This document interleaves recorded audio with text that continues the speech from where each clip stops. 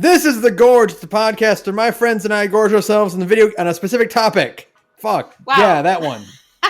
We haven't done Starting that in a off strong. Yeah, kicking off great. The Gorge is brought to you by Patreon. That's patreon.com/thegorge, where for just $5 a month you get access to not one, but two entire podcasts. $5 gets you takeout, a monthly commentary track where Ben and Saturn and Oates and myself decide we don't feel like playing something, so we watch something and talk over it instead. And $2 is the grab bag tier. It's everything else. And if you're feeling luxurious, if you're feeling fancy, then you can subscribe to the $10 tier, which is exactly the same as the $5 tier, except you get pictures of my dogs. Congratulations. It's worth every penny of it. And sometimes a cat. Sometimes there is also a cat there. Yes, Cash is also correct. a dog. Cash is a type of dog, if you think about it. A cat is a dog, if you think about it. Sometimes a cat can just be a dog. Canines, felines, they all have teeth. That's right. They all have tails. What is a love cat them. if not a dog, but in It's just a very reverse? small dog. There's no difference between Bowie and Cash. That's what I think Cash pausing. might be bigger. How much does Cash weigh? 13 pounds, 14 pounds. Cash is very slightly heavier than Bowie. Excellent. So Amazing. Cash is more dog than your dog. Yeah, Congratulations. and Prince weighs 6 or 7 pounds, so he's even okay. he's even more of a cat. What is Yeah. what is a lion but a smaller horse? We're getting back into the Elden Ring taxonomy. Yeah, we're getting back into the taxonomical premise that all creatures are some version of either like all things are either corruptions of a dog or corruptions of a horse, depending on like your religious standpoint. Or they are inching towards their desire for all animals to be crabs. And what is a llama but a humped alpaca? It's so true. It's true. So true. And speaking of alpacas, What Of is an those alpaca glorious but a creatures. long sheep. Have you ever seen a sheared alpaca? yeah, They're they're really terrifying. funny. They're really funny. That should be the title card for the episode. It's just a sheared alpaca. Please. Anyways, yeah, because speaking of alpacas, we're talking about Final Fantasy XIV Dawntrail. Probably the first time we've done like a singular episode in a while. Yeah, it's been. No, we did 1000 X. No, we didn't do an episode on 1000. We didn't do an episode on that. It was too short for an episode. But we did. Right. The last one. Was it Rebirth? Might have been Rebirth. It was Rebirth. 'Cause that was like 2 months ago. Yeah, it was Rebirth for sure. That sounds correct. Yeah. So it's been a hot minute since we've done an individual episode, but that's, that was always the goal, was that they are sometimes thing for when things are a little too meaty to just put into a roundup. Also, Yeah. it's been a quiet news week. Video games continue to be depressing. So, it's fine. We're going to talk about Dawntrail instead. Hey! Yay! Which is a very uplifting expansion. That's right. It's an interesting expansion. I liked it. It was fun. I did come out ultimately. I mean, again, anything can happen between now and the end of Dawntrail patches that could make Dawntrail like the best one or very, very bad. But right now I'm sitting here and I'm like, yeah, I like that. That was good. That was fun. It was a fun little romp that took a while to get started, but you know what? Okay, sure. Sometimes you need a little bit of time to get your vacation started. Yes. Sometimes you spend 17 hours on a plane to Tokyo, so, Yeah. And this, too, is part of the vacation, as it turns out. Mhm. For So some Sarah, reason. on your plane trip to Tokyo, about how many dungeons did you have in that? Well, I did have to spend the night in a Hilton Garden Inn in Dallas, Texas, so at least one. Well, that's a dungeon. That's So what that's I'm your saying. 91. Yeah, that's my 91. I think when I did it, I had the notorious level 98 dungeon layover in Beijing. Oh. Ooh. Oh. That was nightmarish. No, I loved that one. No, thank you. No, I guess the drive to South Carolina to get on the plane was my 91 dungeon. So then my 93 was layover, stuck for a night in Dallas, Texas. Mm. So, that's And then at you least had two. your trial 17-hour plane flight. That's correct. Yes. Yes. So You did that's have to what I'm fight a saying. large creature with 7 other people. The thing Mentally. is, the first half of Dawntrail is equivalent to a 17-hour plane ride to Tokyo, because it's like, ooh, there's good stuff at the end. My feet are starting to swell. Can we please get off the plane now? No? Oh, okay. No, you have to get all the way there. You have to get all the way there. I posit that it's more like you have landed on the, like, it's more than just the plane trip. It is also the day that you have landed and you realize, oh, it doesn't just end at the plane trip. I also have a car ride to go to, and I also have to drop my stuff off at a hotel. That's correct. And then I get to start my vacation. Then I get to start my vacation, yes. But you still kind of, at the very tail end of it, starts to pick up because you're just like, okay, finally. I'm here. But you I'm here. do get to eat airport food. That's not a bonus. Yeah, so I think you say get to. Yeah, we're really losing the thread of this metaphor. I guess we should just talk about Dawntrail instead, because the metaphor is beginning to collapse in on itself. I like Dawntrail. I like liked Dawntrail a lot. Dawntrail, yeah. I think Dawntrail's okay.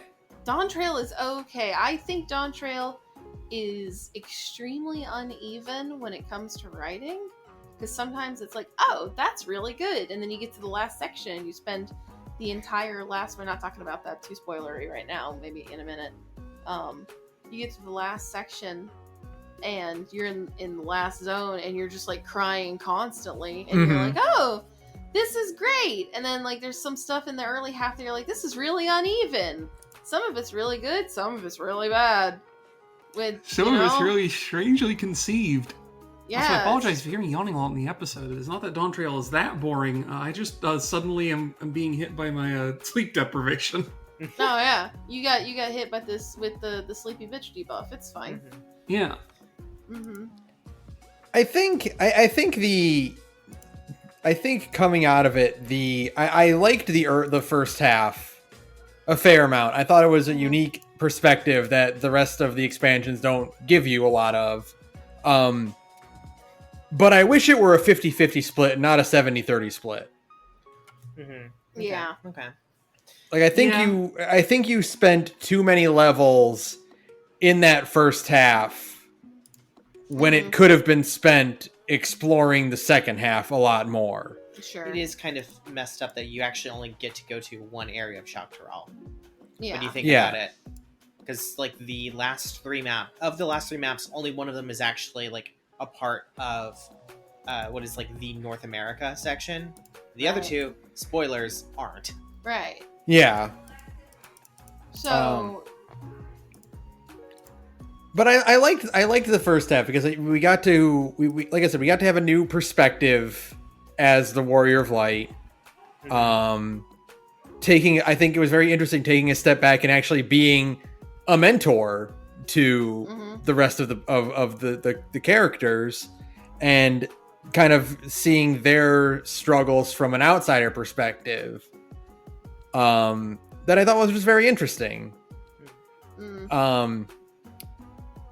But we did spend a lot of time in it. We spent a lot of time in it, and characters, plural, is really generous. There's really just the one. And I like the one, but there's really just the one.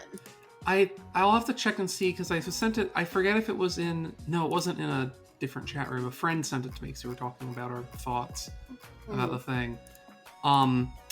But someone went through and by character charted the amount of like words in the script that each character has.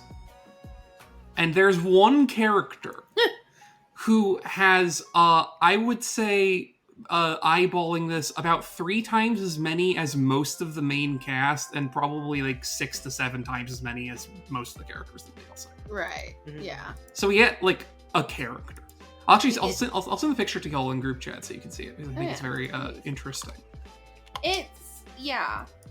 I think for my opening statement of here, and I've mentioned it privately, is I think Dawntrail is the Bizarro version of Stormblood. Absolutely. Absolutely. It is a very divisive campaign with a lot of highs and lows, and they're all reversed unless it's funnier that the high and the low, or the high or the low is exactly the same as Stormblood. Mm-hmm.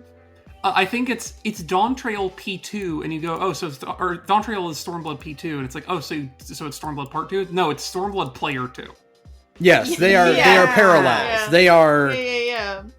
they are of the same mindset. Mhm. Yeah.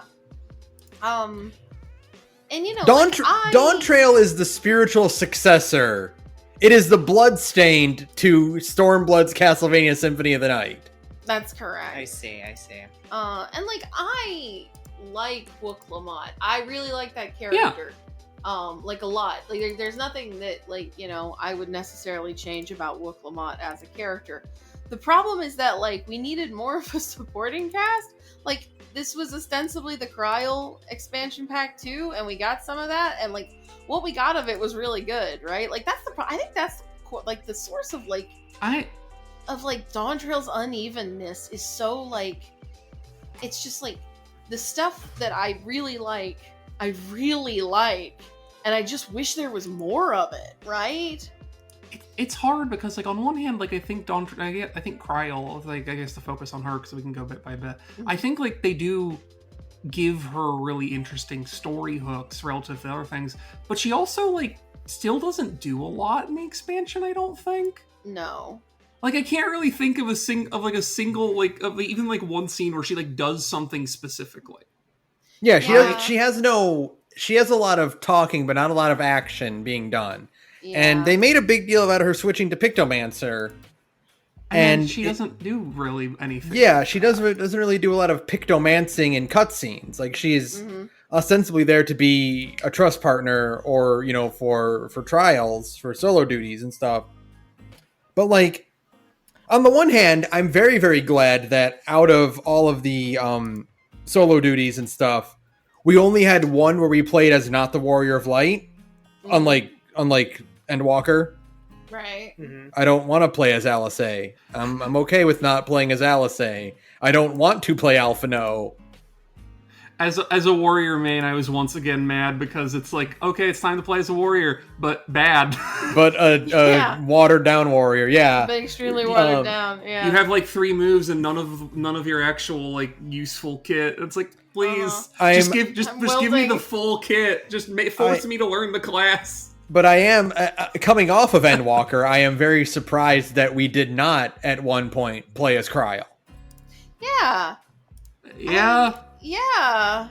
Considering that she would ostensibly be supposed to be, like, the secondary main character of the thing. Yeah. Because it's like, Wook Lamont is obviously the first character, but is supposed to be the Kryl and Aaronville show as well, and relatively, like... Aaronville also like makes sense to not have a lot and have some dialogue because he is not a combat person. He doesn't fight. Right. But also like there are a lot of scenes where they try and frame it as like an intentional decision, but it still feels like incorrect somehow, where like there's a bit where it's like he obviously feels weird about stuff that we'll get into, but then like there's a whole bunch of scenes where it's like this should be really focused in on the emotional reaction Aaronville is having to this, that, or the other, and he is just like recusing himself from the scenes, and like you're just not getting anything from him. Right. And it feels like a really strange decision for like a guy who's supposed to be one of like the 3 main characters of like the DLC to get kind of sidelined for a lot of time for Sphene or for Wook Lamont to have more scenes, when it's like Wook Lamont has plenty already, and frankly I don't care that much about Sphene. Right. You could have had less Sphene, I think. But we'll get to that, I guess. I don't know. Like, I don't know, it's just, I think that's the source of like of all of everybody's like consternation about Dawntrail is is just the weird unevenness. There are parts it's like where it's just firing on all cylinders and it's doing everything right, and then it just kind of wants to just slam the brakes on your pacing again, and it's just like, okay, I don't know, it's weird. The early stuff and the idea of like exploring all these different cultures that exist in Tyrol is very appealing to me, because it's something we don't get a lot of in previous expansions, right? Mm-hmm. Like seeing the allied tribe, all the different groups of people, the different species and whatnot, and how they interact with things, what their perspective on certain traditions are, was all very cool. And it was very interesting to see all these different races. Like, you would go a long time without seeing like an Ellison, Right. because they just weren't there. Yeah. I think there is one other time that FF14 has done that, and I agree that's a good and cool thing, and it worked then. Is that it also did a lot in Stormblood. Yeah. Because Stormblood's also like, Stormblood. Because Stormblood's also like, here's the Zayla, they have their culture. Here's the Namazu, you have to interact with them for quite a bit. You have the Kojin, they have like an entire like 2 or 3 level section that you have to interface with their stuff, and yada yada yada. Yeah. It's very cool in that way. Yeah, and seeing a lot of non-player races and species and just like interacting with them and like learning more about them. They did a fantastic job with the Mamulja and retconning their whole idiot like monster thing that they had going on in the earlier expansions.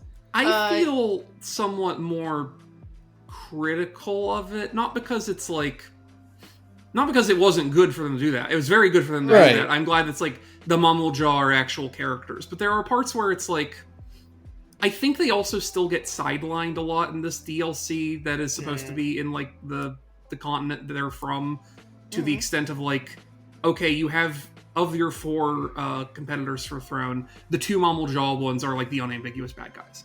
And then you go to Mamuk, and they have this whole very long-running issue with like their like food thing. They have a socioeconomic issue broadly that is expressed through them trying to basically breed white tigers effectively. Yeah. Right.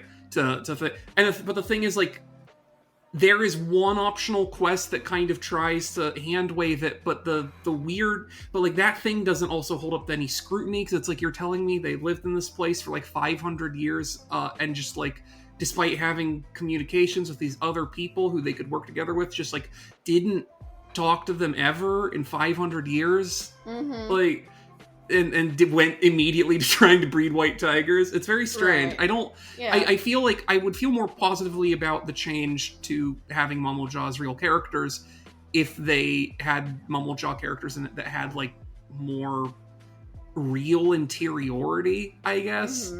Like, Bakul Jaja is Bowser and Groose, and I love him. He's fine, but he's also, a bit of a goofy character. Zeral Jaw just doesn't work at all. I feel like Zeral Jaw's character... Zeral Jaw doesn't, like, have an interiority that makes any sense whatsoever. And it's like... I don't know. I also want to stress for the listening audience, I don't want to be a hater. I really don't want to be a hater. I had a good time with the DLC. It's just, there's lots of little things that stick in my craw about it. There's just like a lot of just strange There's a lot decisions. of, I think it's just a lot of things is that, like, I don't know, maybe my perspective is completely skewed because, like, I'm so familiar with the game now that, like, it's not as fresh. You know how, like, you think about how long a game it takes to beat a game, and like when I was a kid and played that, it took me 6 months to beat this game. Right. And it's like, no, it's a 10-hour game. Yeah. It felt like Dawntrail was a bit shorter than the other expansions, and that might just be because like there's no additional content yet. Unlike when we played for the game earlier, like we had all of the patch quests and alliance raids and stuff to go through for all the other expansions. I know it has as much cutscenes as Endwalker does. That was a figure that came out about it pretty early. I don't know if the campaign life compares or not, though. I do think some of that is also like not confirmation bias, but it is also like it is also skewed slightly by the fact that like Endwalker took a significantly long time for you, Ben, because you took a hiatus from it. That's very so true. It feels longer. Yeah. Right. But it felt like in comparison to other expansions, it felt like, I don't know, because I'd have to go and replay a lot of them, because a lot of them I've also had a lot of time to stew on, right? And like mentally fill in the gaps of things that probably were breezed by when I first played them. But like it felt like we didn't linger on certain aspects of the story enough to make it feel like more concrete, like stuff like the Mamulja and their whole dynamic, like Zeralja's whole thing. Like it feels like it's not there, but maybe that's because in comparison to other characters, I've had enough time to think about them.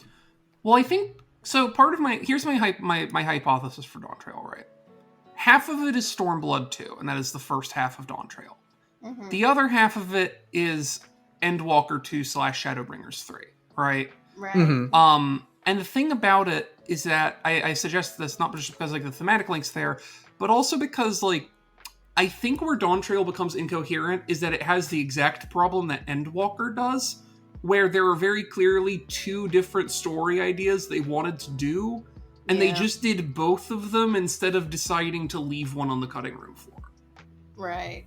Because like and honestly, like even though I think like a lot of that first half is like kind of dumb and plotting, I do like it, like spiritually. Like I think it's cool, and I do kind of wish we had just had frankly a 90 to 100 that was just that, but like you gave it the time to have those characters be characters and things of that nature. Because like even though the back half is significantly better paced on account of it has to crush that entire amount of plot into like half the level count, Right.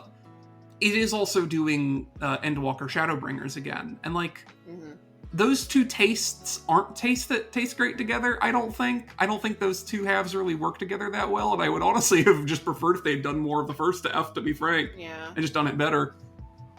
Yeah, I think my biggest thing is that like I think this stuff does largely, I think it works. I wouldn't say largely works. I think it all works together.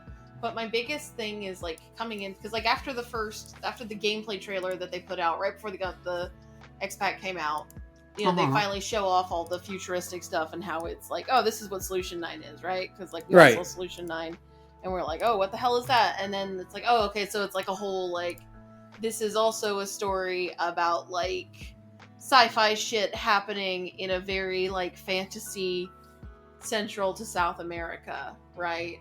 Mm-hmm. And I think my biggest beef is honestly just that like I wish that sci-fi shit had been what's the word? Had been like foreshadowed a little bit more.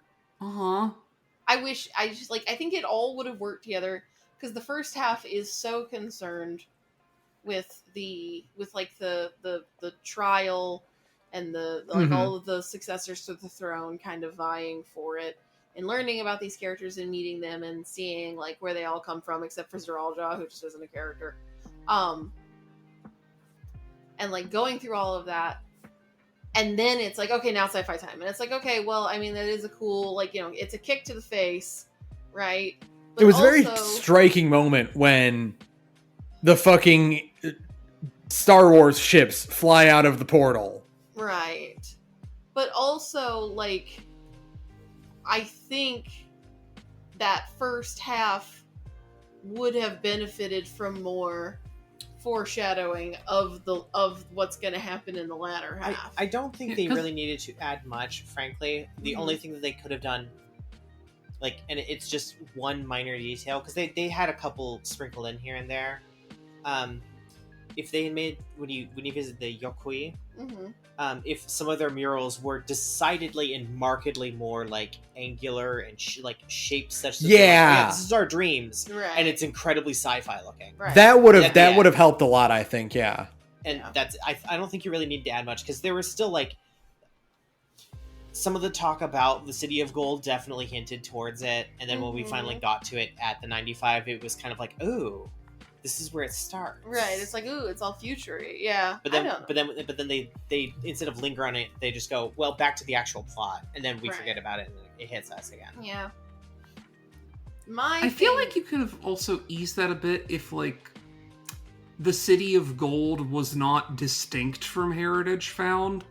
Mm-hmm. Like, if it was, like, those two things superimposed on top of each other, I think that would also work. Yeah. Because I think the problem is, like, the City of Gold is so separate, right? That it's like, you have the entire plot leaning on going to Ultima Thule, and then Ultima Thule just kind of drops in your lap. But also they spent a significant amount of the press cycle teasing Elpis. And you go, like, so, like, what am I supposed to be latching on to? It's kind of, there's very strange content decisions, I think. Yeah. What Dawntrail needed is a good old-fashioned FGO. Every now and then, you just do random dreams or flashbacks to a character that isn't related until they suddenly are related. That's it. That's what the Echo should be used for, yes. Yeah, Ben, you're so right. Yeah. Just I'm sorry, continue. I like suddenly realized like something. You got an Echo flashback really early on about Gulul Jaja and his efforts to bridge the gap between Mamuk and the Ikbrox? The Brashi? I think it's the Ishbral. The Ishbral. Ishbral. Thank you. Ishbral. And ostensibly it should have been like, there's no way you could have picked that up unless it was Erenville's mom or Kettenram. Except we find out that Kettenram wasn't there at the time, and Erenville's mom is dead. Right. So what the hell? Yeah, I think it's weird. Like, there are like a bunch of weird hanging plot threads. I hope the patch addresses them. I mean, we have the opportunity for the patch to address them, which has happened in previous expansions. Yeah. Remember when Kettenram just sort of disappeared from the plot?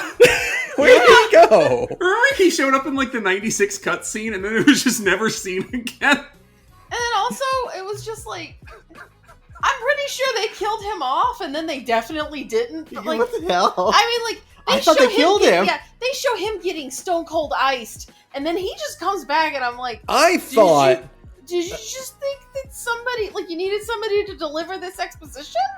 I was certain that we were going to fight Kettenram.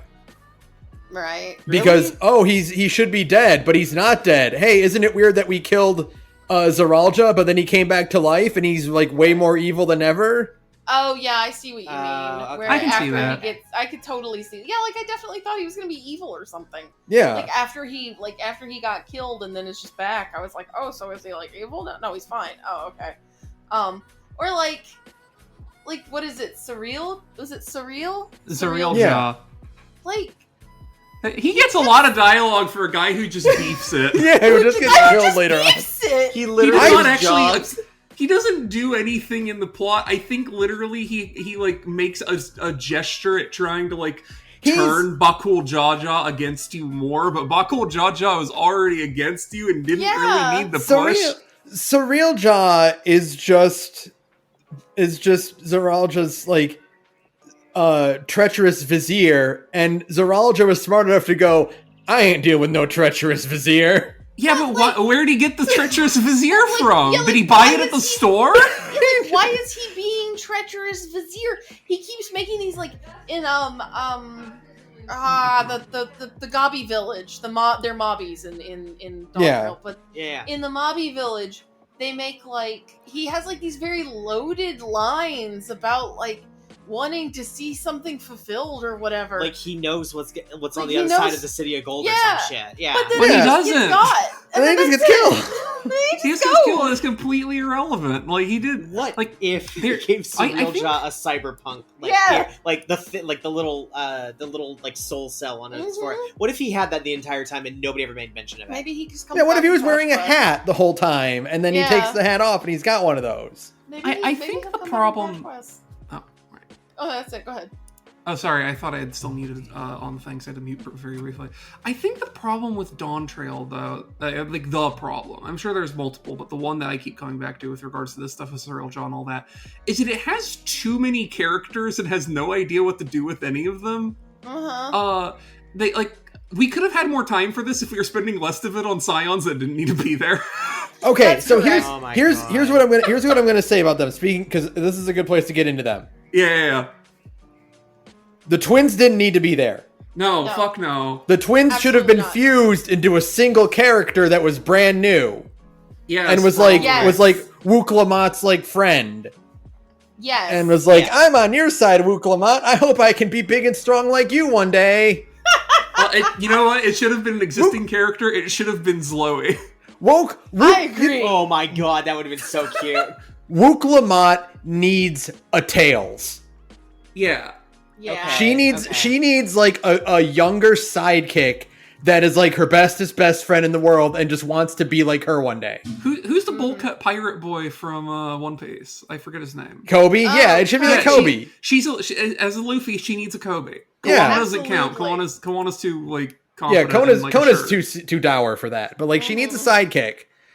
And it's not us, we're her mentor. But like she needs a proper sidekick. I will say I think the rest of the Scions as a whole are handled a lot better and utilized a lot better than the twins. Because for the most, and not that they're used great. I don't think a lot of them are used great, but they're used better because they're primarily used for the Warrior of Light going, I know a guy. Like, hey, we're dealing with interdimensional stuff. I know someone who's an expert in that. But I guess here's the thing, right? So, like, obviously, like, Kryl has to be here because of her story significantly. And, like, if you bring Graha, I accept it because you're dealing with Shard nonsense, and he's the guy who has, like, the several hundred years experience of Shard nonsense, right? Like, fine. But the problem is like, even if they're well used as, like, I know a guy, the problem is, like, you could have had a new character. You could have always had a new character. Right. B, the problem is they're very allergic to the idea of, like, at this point, having the Scions ever have any kind of, like, stakes or motivations or desires or things that could fuck them up or whatever. Like, they're just, like, there to, like, they're like D&D PCs, right? Where it's just like, this is my level 12 fighter and his perk set, and that's Thancred, you know? Like, Thancred is no longer like Shadowbringer's Thancred has his weird thing with like oh, he has this whole arc with Reen where because of how he lost Minfilia, and Minfilia was kind of like his little sister and adopted daughter to a certain extent, like he has all these unresolved sort of paternalistic older brother feelings that kind of get processed through this younger girl that he's trying to save. And he works through them in saving her, and it's like a character arc, right? He has a thing that he does and like engages with his stuff. But like now he's just Thancred. He goes, "This is Thancred," and that's it. Say the line, Thancred. This is Thancred. Yay! Yay! But it's not just Thancred though. That's like It's everyone, all yeah. the Scions, and it's like really unfortunate that they are very insistent on bringing them back immediately to have them not really be characters or do anything. What you need to do is you either need to give them, like Kryl, but more of it. You need to give them a personal stake in the story that's happening, right? Like Kryl needed more of it, but she did have a personal stake in the story. Or they need to be like Astidian, which is you just run into him and he's fighting a guy and goes, "Hey, what's up?" and then he leaves. Right. Except he comes back again, which diminished the funniness of Istinian just being like, "Oh, hey, buddy." Yeah, I think the funniest possible option for Istinian should have been he only was in the one cutscene. Yeah. If you're gonna put him in it.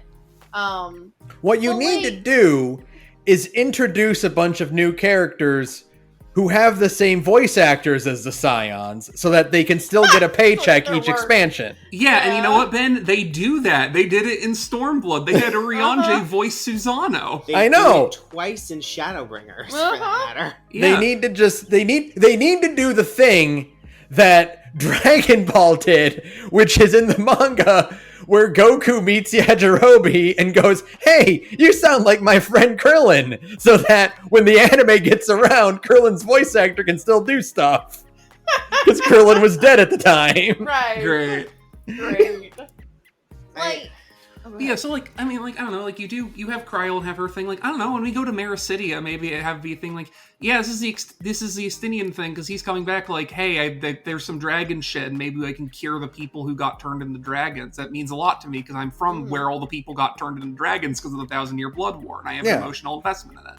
Like, I don't know, that would be cool. That would be a great formula to bring the Scions back, instead of having them just sort of show up to collect paychecks. The twins ostensibly have a thing where like we're trying to learn about different cultures so that we can go and help Garlemald when we get back. But like nothing comes of it. Nothing comes of it. Yeah, it's such horse shit. No, because it's literally just an excuse they invented to have them there so they wouldn't have to invent more new characters for the trial for like trust pops, you know. And it's like, and again, like I love Alice. Alphino I don't really care about, but like Alice, I love Alice, great character. This doesn't need to be here, period. Like, not even like Graha, where it's like Graha shouldn't have been here, but I get why you brought Graha here. Not even like Urianger and Thancred, where it's like you shouldn't have brought them here, but like your usage of them was okay. It was Alice just shouldn't have been here, period. Yeah, Alice should not have been here. Yeah, I think Urianger and Thancred were also pretty well used because they did not have the barrier of the Warrior of Light. It's like we're gonna put these two characters with a new character, and you're going to see how that direct interaction plays out. And I thought that was interesting. I thought it was like a neat perspective. We talked about their... no, you go first. I think the thing with Urianger and Thancred is that they were used well because they were, one, very sparing, and two, they were there to kind of provide a contrast to... like, because by having them there, they help you kind of gauge the trajectory in which Kona evolves as a character, because you can kind of it would be different if you had Erenville with Kona. I don't think it would work as well because you don't know Erenville, so you can't gauge how like his judgment of how Kona needs to like kind of step up and grow up a little bit more. With Thancred, you kind of immediately get it, and with Urianger you also go like, Urianger, within those two characters you see a man getting over his awkwardness and a man kind of learning to open his heart, you know? Yeah. And I get why he's there. I get why they're there, and I think that they were used well, in part because they were off having their own adventures for the most part, and every now and then you crossed paths, and that was it. Mm-hmm. Yeah, it was a nice utilization of them in the sparing way that it should be going forward for the Scions. And like they're one of the only ones where I'm like, yeah, okay, for this character bit to work, you need to have Kona bouncing off of someone who you know. But I also still have the thing of like, it could have been anyone that we know who's a good egg, as long as it was someone who's going to steer him the right way. Or alternatively, it would have been funny if it was like, hey, it's Martin. I wish Martin had shown up. We'll see him in 7.3. God willing, when they do the Blue Mage update, and if not, then there will be hell to pay, and I will kill Yoshi P with a knife. That's right. Like, we gotta see Martin hanging out with the Wallaki guys and be like, "We love this guy. He's funny." The Fisher roll quest, by the way, I will explain it for the audience. It's very funny. You're helping out a guy who runs a fishmonger, but he specifically deals in like exotic fish and like difficult fish, where it's like, oh, people throw these away because they're not good eats, but like look at this beautiful cool fish, look at this like big king puffer or this, that, or the other, and his business is bad because no one fucking buys this fish because they're not any good for eating. They're not good fish. And in comes this Wallaki guy who's like, hey, so here's the thing, I'm a Wallaki, I'm also like a super trained culinarian and a blue mage. My problem is that the only blue mage spell I know how to do is the fish vomit spell, which I learned from a bird, like you do, and Warrior Light's just running along like, And he's like, but since I don't know any other spells, I'm trying to see if I can simply just turn the fish vomit spell into a multi-purpose tool. And so I'm trying to eat new kinds of fish in extreme quantities in order to be able to summon those specific kinds of fish. Amazing. It's amazing. I want an entire fish-based blue mage rotation. Yeah, Right? that would be ideal. I just want Fish to rotation. I just want to. Yeah, my fish. Isn't that rotation. isn't that those places you go into in Japan where they have the sushi on conveyor belts? Isn't that a fish rotation? No, that's a regurgitation. If you get the escalar, that's a fish evacuation. Oh man. But no, yeah, I think. I mean, obviously the scions they are not well utilized anymore. No. They're done, and they're only here so that the actors can get a paycheck, and also because you can point and go, "Hey, it's Stan Lee." Right. Um, I Yeah. just think if they're going to keep using the scions, which like I would rather they not keep using the scions, but if they're gonna keep using the scions, man up and just give them new character arcs. Yeah, Yeah. there's nothing that says they have to be done. They gave Kryl a backstory. Right. There's no fucking way they had this planned out when they made Kryl. No, God, Well, no. they If gave anything, Aaronville a backstory, for God's sake. yeah, much like Aaronville's invented backstory, cynically, I think they gave Kryl a really cool backstory because they felt bad that they've just been sort of ignoring her for the better part of the last decade. I don't know. Maybe in the next expansion we learn that Y'shtola's part demon. Fuck it, you can do whatever you want. You can do whatever you want. Like the thing is, you can do whatever you want. It's a fake video game. You can just make things however you want to make them. But that's like the issue I come back to, right? Is that like End of Endwalker 0.0, they're like, look, the Scions are disbanding, the threat is solved. Natsuko Ishikawa is looking at them and going, it's a video game. It can be anything you want it to be, and I have absolved you of the responsibility of doing the same old shit that we've been doing for the last 10 years. All that shit's done. The next one can be whatever you want it to be. And then the response to that is to slavishly color inside the lines and go to every single cool place Emmett Selk mentioned in order. And then also bring back the Scions after they have been disbanded for about the length of like the length of time an average like band is disbanded. Mm-hmm. Like they're on their comeback tour. It's been like 2 years. It's like, guys, come on, this is kind of sad. If you're not going to give them new character arcs, you are allowed to use 3 Scions per expansion. Tops. That's it. This one you get Kryl because you have to. You get Graha because he's like plot expedient, and then you pick either Thancred or Urianger to Dad Kelowna. Yeah. I feel like Urianger is the funnier pick, but Thancred's probably more practical. I think Thancred should do it. Yeah.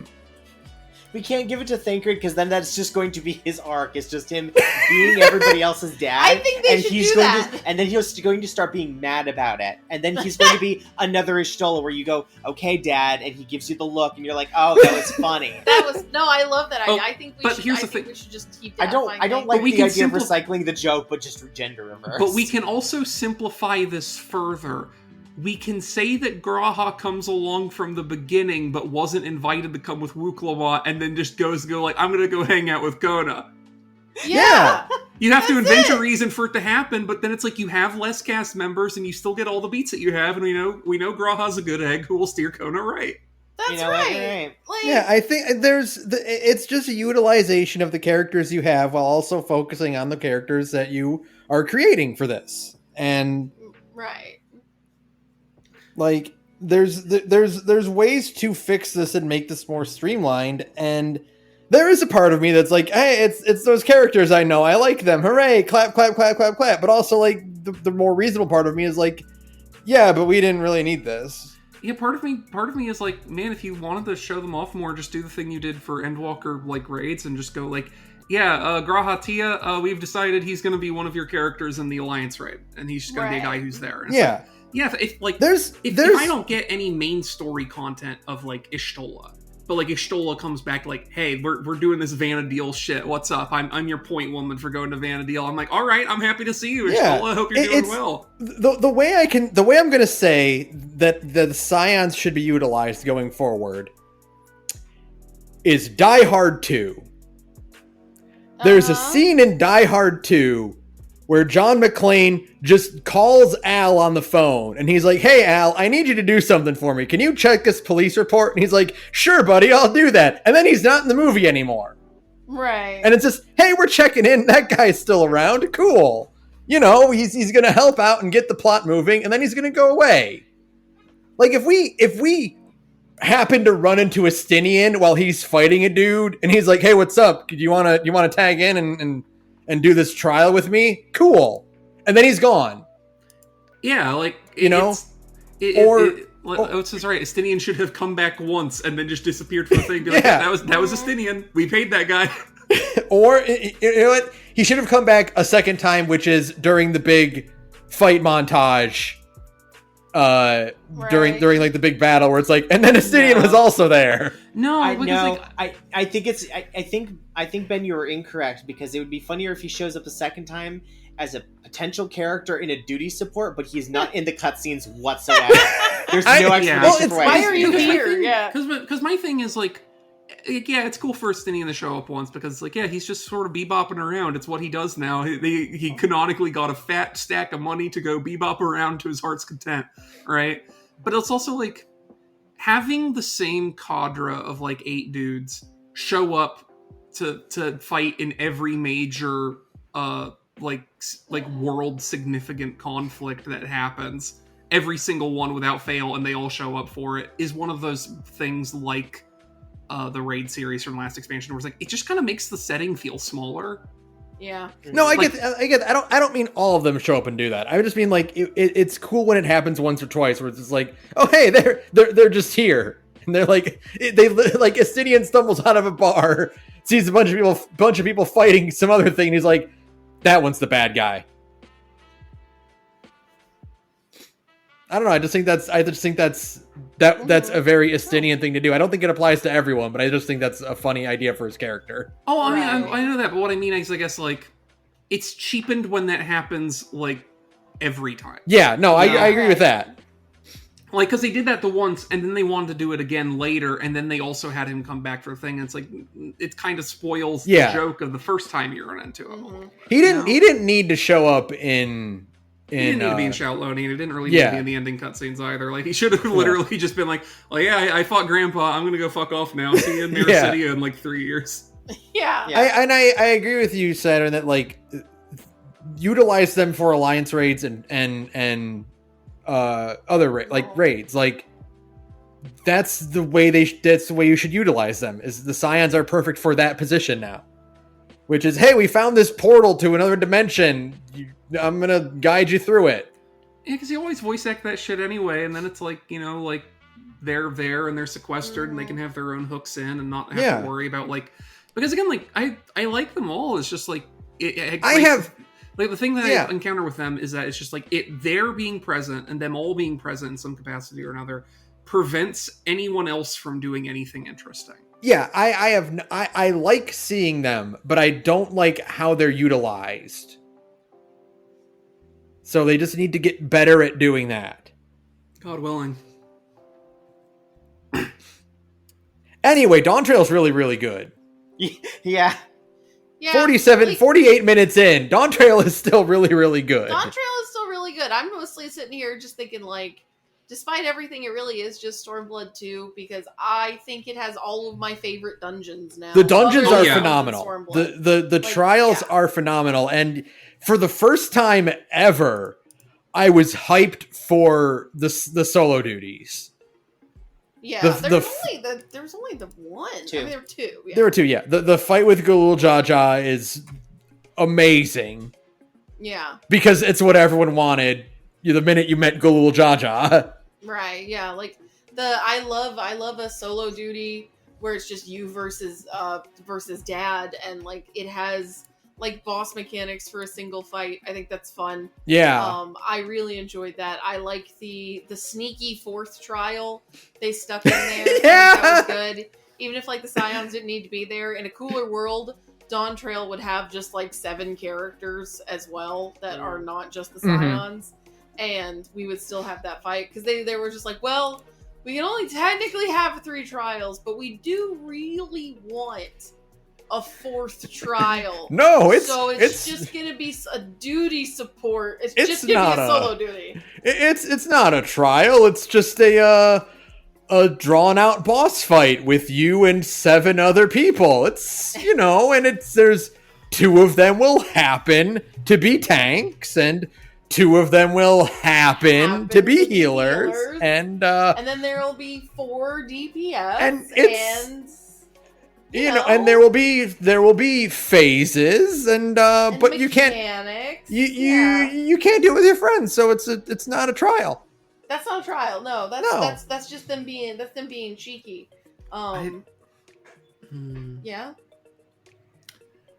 It just makes me wish that they're going to do 3 trials. I like the last trial a lot. You should have done the current 99 trial as the last trial, and then and have it be go back to this actual Stormblood thing again of doing a 93, a 95, and a 99, and then have the 95 trial be that one, because I would love the trial version of that fight. I would love a really big. Can we get Memoria Misera? Yes, yeah, that's what I'm saying. Yes, agreed. They did the. I mean, I literally think they should do that again, because that's how you fight Varys in Shadowbringers. Is you do a solo duty with all your buddies, and then you get to fight him for realsies as an EX. I think they should do that also for the Ghoul Jaja fight. Yes. I agree. I want to fight.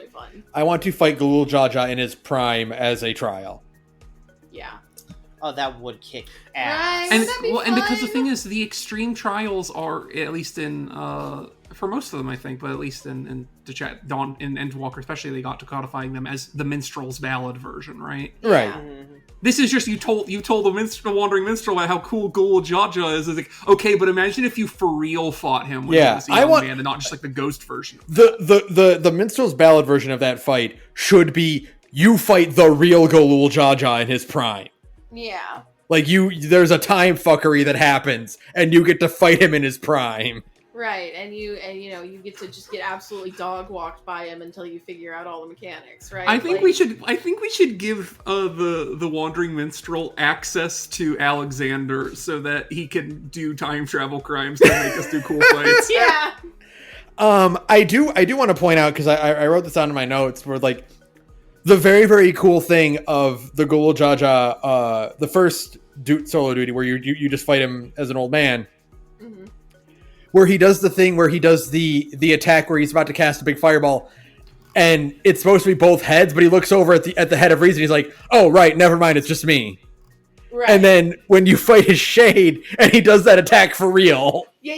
It's so fucking cool. It's very great good setup. I loved it. I don't know if he does it for everything. When I fought him as the solo duty, he commented on the fact that I was playing a Viper. No, he does. He comments on the class. He comments on it because when I did it, he said he basically goes, I don't know if he does it by role, or if he has once for each class, but he was like, I can tell you're a warrior, and I'm like, well, I am playing a warrior. I am a warrior, man. Oh, yeah, he refers to you when I was playing a samurai as a feared melee combatant. So I think it is more or less based on the role, except unless you're a Viper, in which case it's a unique flag. Yeah, of course. Very cool stuff. I love when that gets acknowledged. There's also another bit where the game acknowledges if you have levels in Culinarian, which is really cool. Yeah, that's fun. You actually get to do the cooking show. Yeah, which was very fun. I love the Iron Chef bit. Yeah. There were a lot of cool, a lot of neat moments in the early half, where you are walking around and being a mentor to Wukalamat. Yeah, I like it a lot. I just think it could have been a little bit shorter, but I like all of those moments. I like all the goofiness. I think Wookavoo is the funniest gag character 14's ever done. It was at that moment where everyone was like, "Oh, this is a One Piece thing." It's a One Piece movie. Because literally, the first cutscene after you leave Charlian starts with her just sitting on the figurehead and then just screaming at the top of her lungs, she's gonna be the king of the pirates. Yeah, exactly. And I was like, this is gonna be a One Piece thing. Yeah. And we went to Wookavoo and I was like, oh no, this is a One Piece. The thing about Dawntrail is that if you as soon as you internalize it as a One Piece movie, not like a One Piece story. This is extremely important. Yes, Not agreed. a One Piece not a One Piece story arc, like a fully fledged, like Alabasta or Enies Lobby or Water 7. No. If you internalize this as One Piece film read, everything makes sense. It clicks into place instantly. Yeah. Like, everything immediately makes sense. Why is the villain, like, super strong, but also has, like, no motivation whatsoever? It's because he's a One Piece movie bad guy. There are 2 special girls. Every One Piece movie has a special new girl. Yeah. Right? Why is there weird Latin pop just interrupting Why the is story? there weird, for no terrible reason? Latin pop? Because it's a One Piece movie. Everything instantly makes sense as soon as you understand that the guy who wrote the Pandemonium raids watched probably when did the gold one come out? Film Gold? Yeah, Like was we just 2015 or so? 2016? okay then. Yes, he watched a lot of One Piece movies. And 2018. Yeah, there you go then. And then somebody was like, "Hey, you're writing the next X-Pack," and he went, "I got a great idea. It's about the new world. Got it." I do want to point out one thing that I wrote in my notes here. Speaking of the music you mentioned, yeah, the music is great, 100%. Except for the bizarre new vocal song. No, I love it. No, that's so the bad. new the so yogurt bad. commercial song. Now, here's the thing. It's the yogurt commercial that makes you poop song. Okay? Like, no. The thing is, No. You're so right. I want so right. Or or it's a song that they play in the background of an allergy medication commercial. Right? The new vocal song, the version that plays over the credits of the montage credits, right? Yes. That one and the theme of Ultima Thule are just indications that FF14 is trying to the true message of FF14, which is that the true warrior of light is, of course, our Lord and Savior Jesus Christ. Look, you don't have to like Christian rock. I understand though why it was an appropriate pick for Ultima Thule.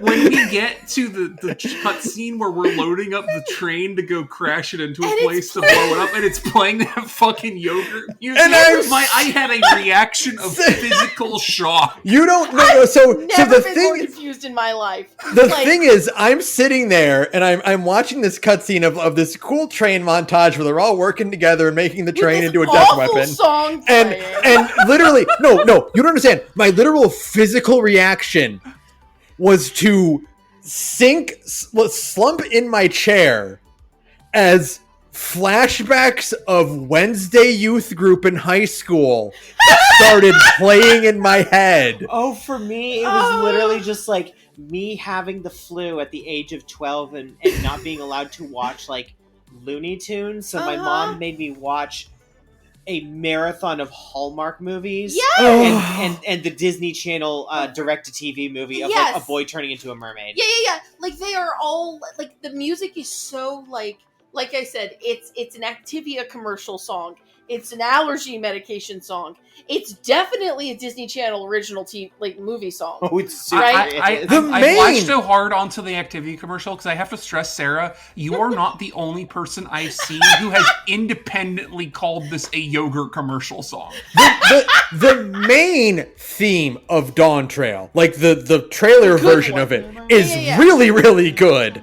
It's really good. This version is I literally I felt like weakened, like a Dark Souls status ailment came over me. I feel like maybe here's my thing. It feels like maybe there was a secondary version of the vocal theme because they did it in Shadowbringers and they did it in Endwalker, so we may as well do it again here. And you know what, Soken, you did not need to make a second version of that song. You did not need to do it again. No, it was so bad. I'm so happy they did though. I think it adds to the tone that you're supposed to appreciate Dawntrail. What does it add exactly aside from bizarre? I would say not take any of this seriously. I would say Oh yeah, we shouldn't take it seriously while we're loading up a train with explosives to drive it into a fort to save our friends from the lightning bubble.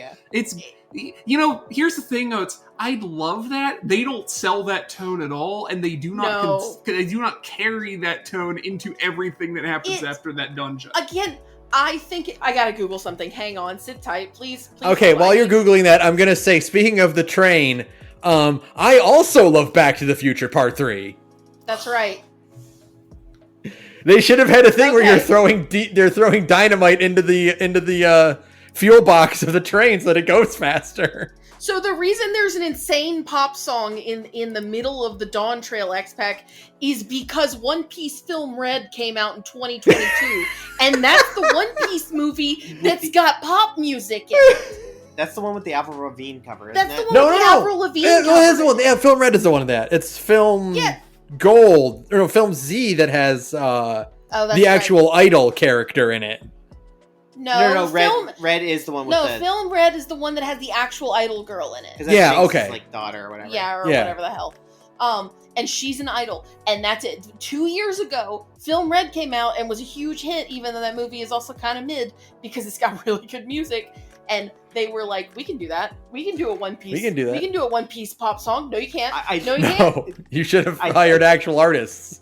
I genuinely think it was just Soken and the guy, the main scenario writer, just going like, we can do. Why don't we just workshop that? And neither of them came up with anything better. They're just like, well, we committed to it. We have to put it in. I just think like if you're gonna do. I'm sorry, I can't stop thinking about the Bad Yogurt song. I can't stop thinking about the Bad Yogurt song. No, you have to think about two. It's so bad. It's so bad.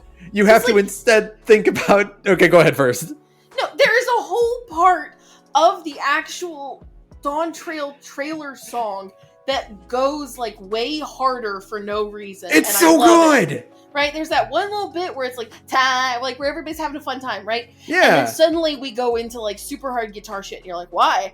And it's like, if there was ever a time in Dawntrail to play just that part, it's the bit where you're loading the train up with explosives. Yeah. Right? But instead it's we lift our hands up for Jesus. Like, why are you doing this to me? Why?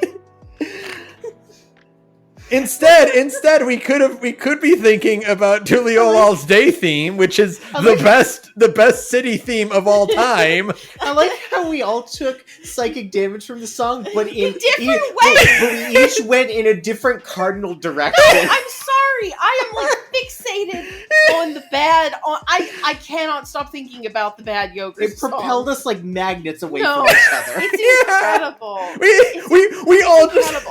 We all just get blown apart in different directions, like our bodies ragdoll like Gmod characters.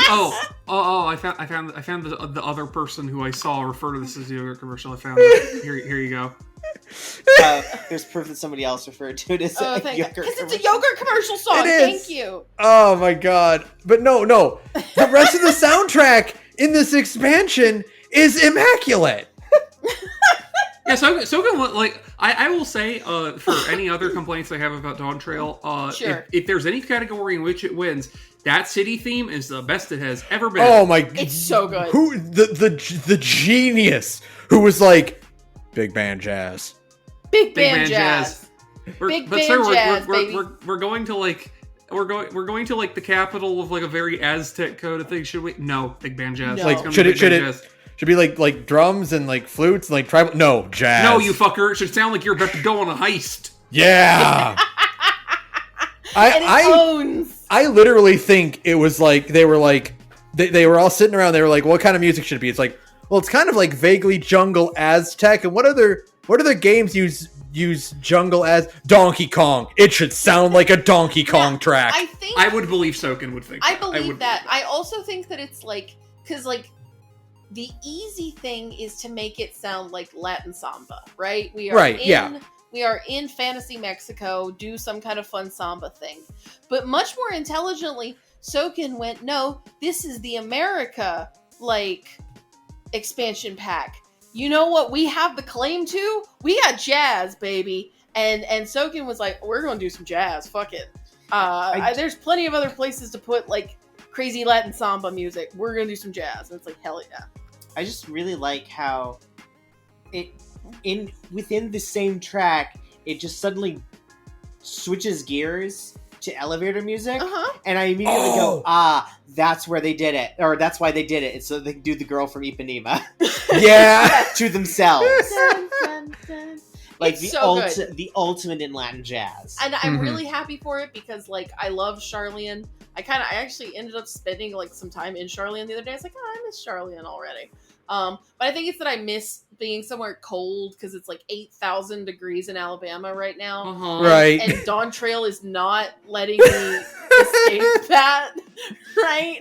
So Literally. You can't get away from it in Dawntrail. I mean, and this is one of those personal things for me where it's like, I'm designing glams for my characters, and I'm like, well, I can't put him in a turtleneck. It's too hot out. It's hot everywhere. He would die. I had the problem going through the thing where like I gave very early on I gave ulterior motives a very summery kind of fit, right? Like, you know, like the cat girl hempen camise and like some jean shorts or whatever and some sandals. And I very quickly found that, like, aside from the main city, that is a terrible outfit for basically every other area. That's correct. That's correct. That's a great. That's a great fit for Tulialal. It's terrible for the jungle and the mountain and the Cowboy West and the Lightning Town and Ghost Hell. We just kept changing our costumes like a Cher concert. Oh yeah, well I mean I was switching designs like every so often, like constantly. Like, every time Sarah and I knew that a dungeon was coming up, we both went, oh, we should change to match like the area. That's right. And so we would like quit and then continue on the rest of the quests in a new outfit. It ruled. But the important thing. Oh, go ahead. I had ulterior and casuals for like the first half, and then we got to the bit where it starts moving on to Area 5, and it's just had the moment of like ulterior going, it's time for me to get serious, and then putting on her work clothes. It's very funny because like there was actually a bit when I'm playing it where I switched to my vacation wear, which is, you know, the Aloha shirt and like the board shorts and sandals and sunglasses. Sure. And it was right before you fight Galul Jaja. And when you talk to the guy, when you talk to like the guard like to start the duty, he's like, I don't know why Galul Jaja wants to talk to you, but you should probably switch to a combat outfit. And I'm like, what? Is this not appropriate? Oh, you want me to put on some armor? All right, fine. I'll be right back. What? But yeah, no, I'm mostly glad that the theme in Tulialal, it just loops. Like, it just takes a really long time to loop. Thank God. I love Charlian, but if I have to hear ding, ding, ding, ding, ding, ding, ding, I'm gonna scream, right? So yeah, no, I'm very, all of the music is so good. Literally all of it just fucking whips. It's so good. I don't think there, other than the yogurt song, there's not a single other stinker. What drives me crazy is there are, I think, 5 different tracks altogether that play once during a cutscene and then never again. Yeah, and it drives me crazy. There's so much music because I need to find all of those orchestral rolls so I can listen to the whole version, because they're very clearly the Final Fantasy IX soundtrack, but like reorchestrated by the Final Fantasy 14 performance. Yeah, I'm just like, I need to listen to that. Oh yeah, we can talk about that now. All of the FF9 stuff is like made like in a lab for me. I think that's why I don't mind some of like the Sphene. Like, I like Sphene. I like all the stuff going on like there. But it's probably because I'm a little piggy who's eating her slop, and her slop is Final Fantasy IX flavor. Yeah, that is correct. That's correct. The thing is, it's perfectly okay to acknowledge when you're being pandered to. Oh, yeah. And also enjoy that pandering because they're pandering to you. They pandered to me super hard, and I was like, it's not going to work, and then it worked. I got to Alexandria, and I was like, oh no, it's working. Just be like, well, the important thing is that I'm smart enough to know that I'm being pandered to, as you just eat more of it. It's just so, fistfuls it's of it. So, they did the Amarat thing twice with us, and it pissed me off how I fell for it, even knowing ahead of time that they were doing That it. it's coming. Yeah. I'm Yeah. like, oh yeah. That's the reaction that like I had, and also that like even my most hater-brained friends have, which is like I hate that it works on me because I know it's manipulative, Well, but like it did do its job. yeah. The It thing worked is, really well. to quote Team 4-Star, the thing is, I know you're playing me, but it's working. But it's working. It's working. Yeah. Yeah. Like, it all works. I just really, I enjoyed it. I ate my slop. They showed the ruined remains of, like, the original Alexandria, and I was just like, oh my god. It's so cool. Yeah, Oh. I was just having a moment. Sphene is, like, a more tragic... Her name is, like, Sphene till Alexandros, right? So, Mhm. like, they're doing the thing. They're doing the F. I think she's even, like, Sphene till Alexandros the Ninth, because they're not subtle about it. No. Yeah. We're gonna put the number in You there. know, again, she's Sphene, Princess, and 9 is Garnet. It's not subtle. Emil pointed out in the spoiler chat. There's some various and sundry little world like what's the word, like props and stuff where it's like, Mhm. oh, look at these jars that have these like interlocked triangles on them. They're yellow and red. Garnet is a red gemstone. Sphene is a yellow gemstone. That's Yeah. right. Ah. Yeah, they're not being subtle about it. It's fine. There's a Steiner. He's the goodest boy on the entire planet. Oh my god, he is Steiner! Yes, he Yes. is, Ben. Oh! Otis is just Steiner. He- Yeah. I didn't finish 9. It's Oh. fine. Well, when he does the laugh, he's literally doing Steiner's laugh emote. Yeah. Oh, it's when you play 9, I'm gonna be paying so much attention. It's such a good game. And all the FF9 stuff, I was just so delighted. They kept dropping references to FF9 shit. They talked about Clara and Lindblom, and I was just like, yes, give me my Yeah. food. Feed me slop. And they played the flamenco song, and I was like, ah. Yeah, they did the flamenco song. Oh. They did. We had a whole dungeon in Alexandria, and it was really good, and I really enjoyed it. And I'm just like, oh my god. We did a play where we got to fence in front of a bunch of people. Yeah, It was really fun. and it's extremely cute, and you get to act poorly, and it's really fun. And yeah, I was just, you know what? It's fine. I loved all of it. I loved every second of being pandered to. Yeah. I have a teeny tiny little brain, and when FF14 points at my favorite Final Fantasies and goes, "Look, it's like that thing you like," I'm like, "You're right. It is like that thing I like, and I like this too." The thing is easy. that it does work. It does work, And- and I'm really mad that and- it always works on me because I'm stupid. Yeah. You know, like. And I eventually admit to it. eventually you do have to just give up and be like, yeah, it does work. It does Whatever. work. I And, like you know, it's that certain thing where it's like, if you were to ask me to genuinely criticize the thing, I would. yeah. But if you're not gonna ask me, I'm gonna sit here and clap my hands like a seal and cheer as loud as I can. Sure. Like, whatever. I don't like- fucking care. I do have so many reservations about Dawntrail. I think there are a lot of things they should have done. I think there's a lot of stuff they could have done.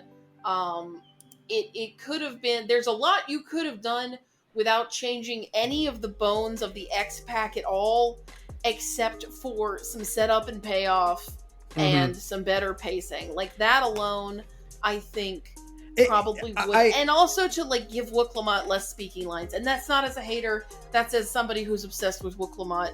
But also there's gotta be other characters in your X pack, guys. I'm gonna say there's a reason that Dawntrail is my second favorite expansion, but there's a reason it's my second favorite expansion. Right. And it's just that Shadowbringers is just that good. Yeah. So I think for me, because we went over our rankings before, I think if I recall rightly, for me it's tied for third with Stormblood. Or no, it's tied for third. It's tied for third with Heaven's Word behind Stormblood. Right. That's right. Right.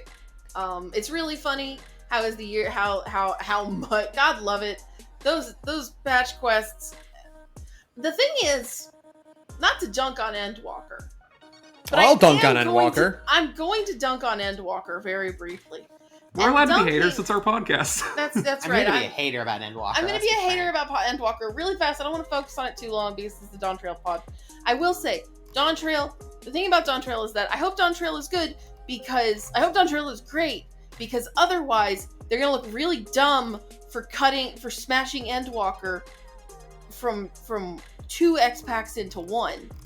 And I gotta say, I like Dawntrail a lot, but I still think they look really stupid.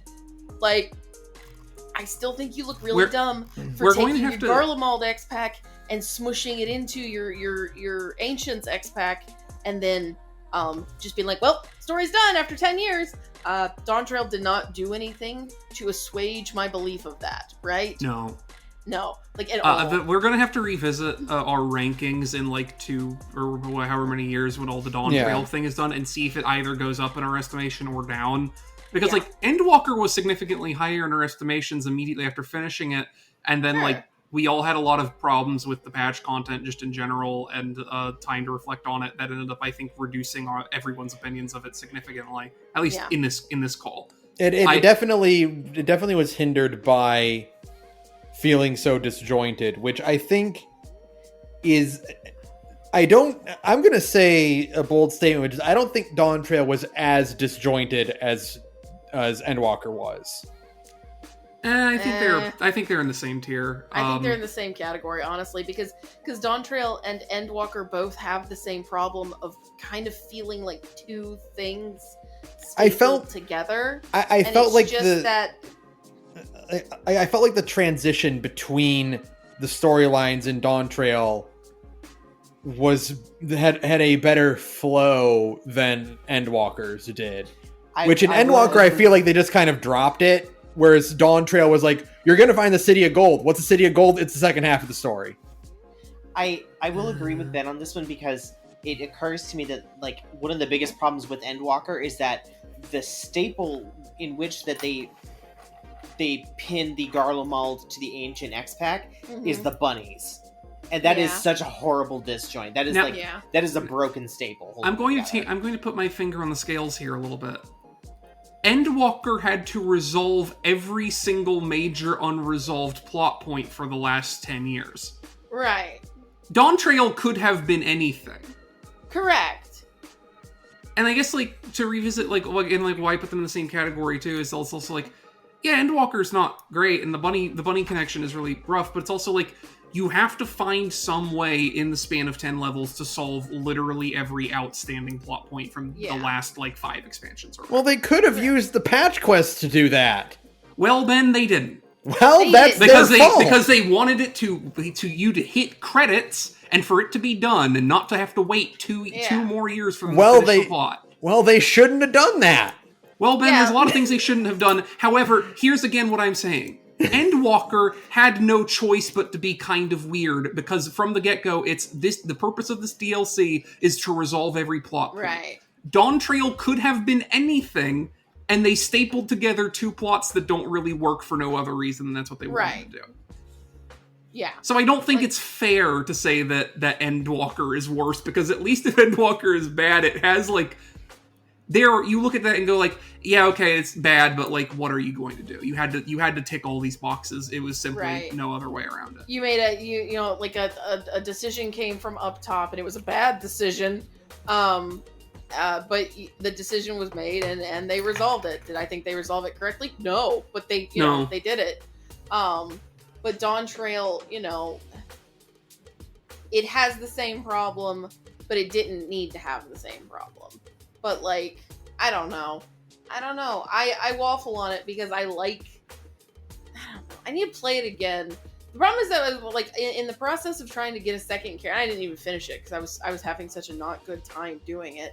In the process of getting a character, of trying to get an alt ready for Dawntrail, I was playing through Endwalker, and the reason I didn't finish it was because I was just like, this is such a drag. It also has weird pacing. All of the pacing is just very strange. I don't know what they're doing over there. I don't know what happened with Shadow. My biggest concern is that I think Shadowbringers might have been the exception and not the rule. I think the more I think about it, the more I think you're correct in that regard. And that's deeply disconcerting. I hope it's not the case. I hope they let Natsuko Ishikawa come back. I don't know what they're doing with her over there. I imagine that she's getting her own Final Fantasy is what I would assume. Right. Because like I again, I like think I think she's in charge of 17 is what's going on. That makes Be- sense. That because makes I- sense. like I don't want her to come back, not because I don't like her, and I do like her rating quite a bit. I just don't want her to be stuck to FF14. Yeah, I want her to do her Sure. own thing. And I really think that like Shadowbringers ends up being, I think, the exception to the rule, because Shadowbringers is the one where it's like there is one plot line. Yeah. The Shadowbringers Yeah. plot line is an A to B line, and there's like it's a little bit curvy, but like you have a single concept that you were working in, you have Right. 10 whole levels to stretch it out, and it works. Yeah. I'm sure that I will feel much more warmly about 8.0, whatever 8.0 is, if they go, here's our plot line for 8.0. It's this thing, you go do it at level 110, you've done it. And I think I Yeah. would have liked Right. Dawntrail a lot more if it had done that as well. I think Dawntrail would have been better helped if it was one plot line. If you find the City of Gold and the City of Gold is another shard, and that's the plot, it's not divided. This is the natural next step in finding the City of Gold. Right. And now you're dealing with whatever's in here. And it was either Zeralja or Sphene. Right. If it was not both of them, I think the transition would have been better. Yeah, I get that. Yeah, the more I think about it, I think that probably would have been because like they wanted to do the City of Gold, and they obviously wanted to tie it into shard stuff because that's kind of like a thing hanging over all of Final Fantasy 14 now, right? It's Right. a sundered world, and everybody wants to see more of that. And I think that probably would have done a lot to kind of massage these two concepts together.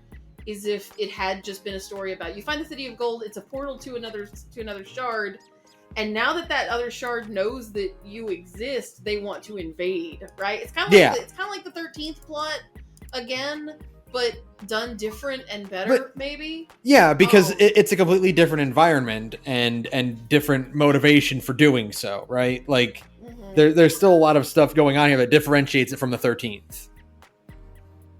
Yeah. Right. I think they should have just foregone the shards thing completely, and it should have just been an alien invasion. That also Yeah. would have been cool. That would also have been cool. I think we should have been hanging out with Wuklamat and celebrating her victory, and then all of a sudden we are attacked by Master Poo-Poos. So I really did think when we first saw like quick glimpses of the robot army, because I knew it was like, oh, like they're probably just recycling assets, but they did look suspiciously like the I can't remember the name of them, the race of people in the Dead Ends who came from like Space America, right? Uh-huh. Right. I thought it was literally just going to be like, oh, Space American colonialists trying to take over Fantasy America. That's a great idea. Yeah. I love that. Um, And then we didn't get that. So yeah. I do want to say, like, in one of the positive things about Dawntrail is that Solution 9 is probably the coolest environment that this game has offered, because they were brave enough to take the leap to being like, oh yeah, no, it's cyberpunk. Here's glowing billboard, glowing like projection billboards, and everyone is wearing Space Future clothes, and the fucking arena looks like a graphics card. I'm really lukewarm on it because we had Ralger's Reach, which proved that we could have a town in which we could ride a bicycle in, Mhm. and they didn't give us that. So I don't. I think it is incredibly marred by the fact that you are in Cyberpunk City and you can't use your stupid Cyberpunk motorcycle that you bought with 7.5 million gil. You can't use it And you in can't the use Cyberpunk it in the City. Cyberpunk City that clearly has like roads Gross. and crosswalks and like highways in the background. You can't use it. I like it genuinely made me go like, I don't like Solution 9. I'm never gonna teleport there unless I have to. So I like Solution 9 as like a design thing. Like I like how it Mhm. looks. It's too big. It's so fucking huge. It's Yeah, too It big. is very really Why big. is it so big? Why is it Because has no need to be that big? it is an MMO environment, and thus they just kind of go whatever on the scale of it. I think that from a design perspective and from like a storyline perspective, it's very cool to just see something that is completely a different genre. You know, because like we've had a lot of like all of the I think it's very cool. Like all of the outfits that people wear in Solution 9 are just stuff you could already wear. Right. You know, like they're wearing like the hoodie with the tank top underneath, or they're wearing the Wolfmark stuff, right? Mm-hmm. And it's like, oh, that's really cool. It's like now we're making it canon. We're making it canon to the story, and all of the other, like, you know, when I think about like people who complain about like, oh well, I don't like the sudden sci-fi aesthetic of FF14. I wanted to be back to like, medieval fantasy, where it's like, yeah, in the first 20 hours of the game, you see a bunch of people in magic armor walk off the bridge of the Death Star, right? And you pilot a giant robot. Like, it's always had this sci-fi gimmick to it.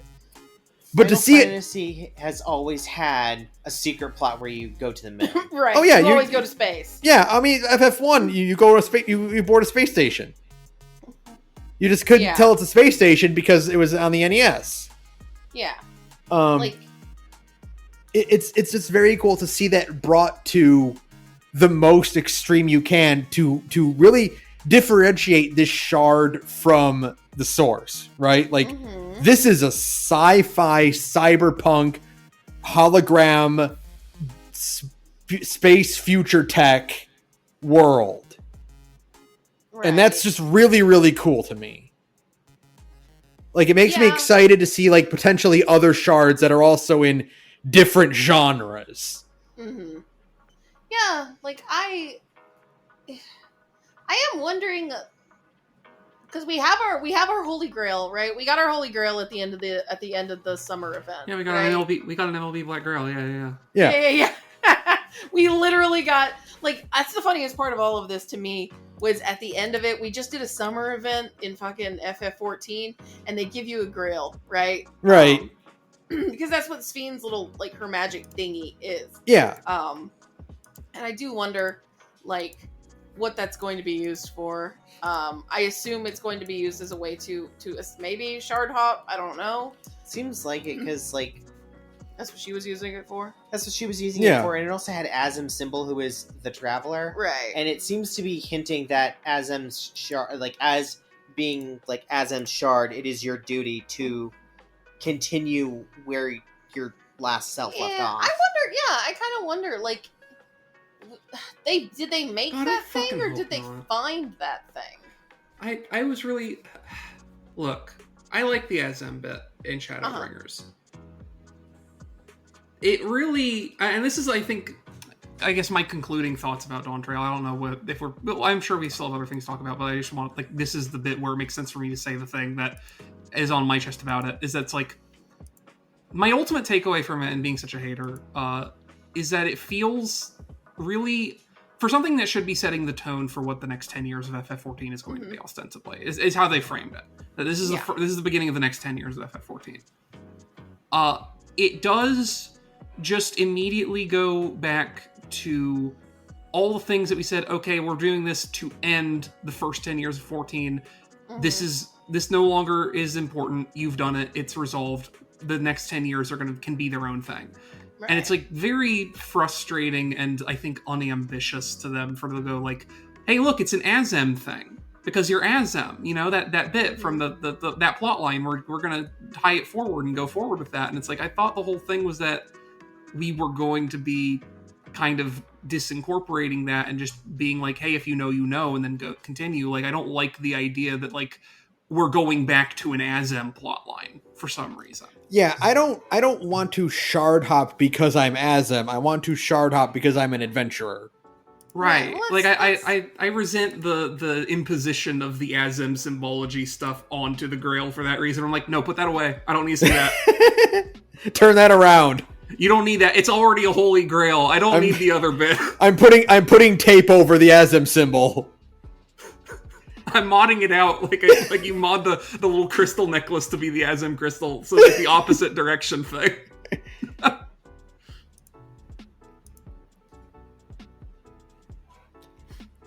Like, I don't. Yeah, I mean, I can appreciate it from like an aesthetic, like, oh, here's your callback, and but it's like I don't want that to tie into the plot at all. I don't. The entire plot, it's just callbacks after callbacks. It's the thing that pisses me off the most is every time they say this puts me in mind of something. Like, yeah, they did that a lot. Just like, look, either I'm gonna notice that it's similar or I'm not. You don't have to like cut your own feet off by reminding me that you're doing this thing you already did once.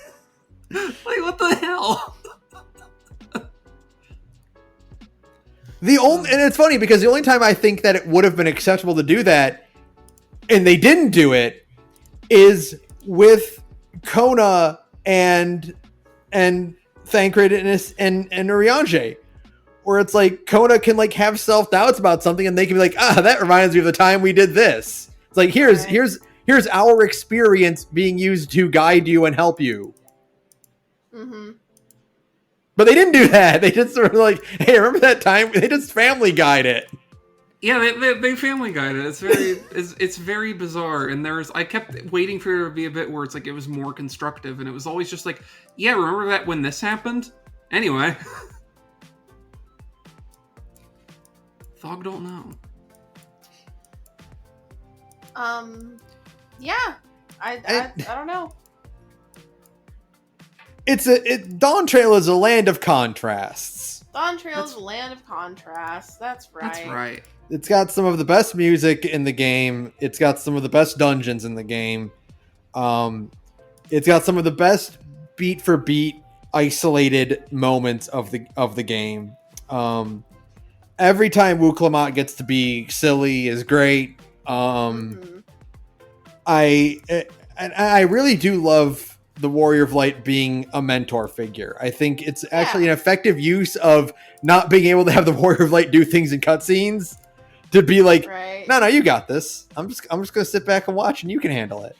Yeah, like there's like a lot of fun little like moments like that, like through the whole story that I liked. I do wish they could solve the problem of the Warrior of Light not being able to do anything in cutscenes. I believe in you guys. I know you can do it. You did it at the end of Endwalker. I have faith. I think you just need to let them use their basic attack animation in a fight scene. Right. Like, come on, it can't be that hard. It can. If you can adjust a handful of dialogues to take your class into account. You can maybe adjust the staging for cutscenes every now and then. That's it. That's all I'm asking. But like in general, yeah,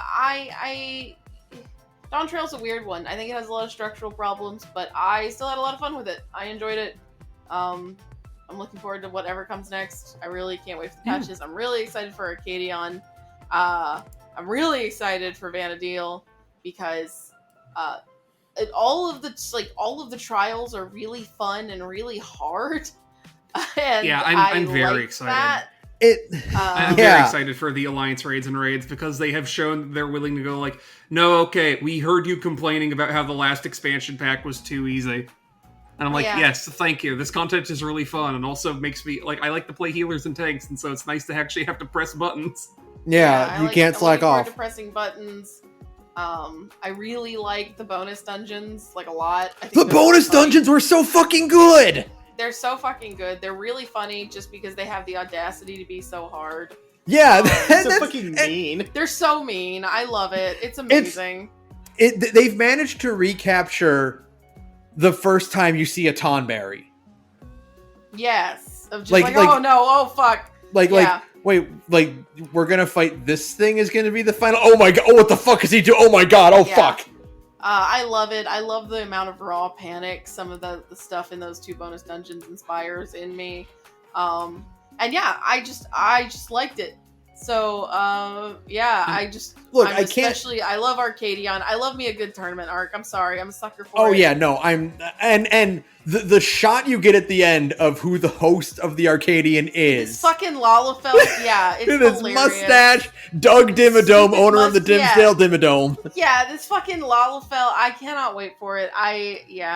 I'm very excited to continue butting heads with you over whether or not Leonog is the hardest fight in the game or not. Yeah. We should play DPS sometimes. We'll see. Sure. Like ultimately, I can't bring myself to say that Dawntrail is bad, considering the way that Living Memory kicked my ass.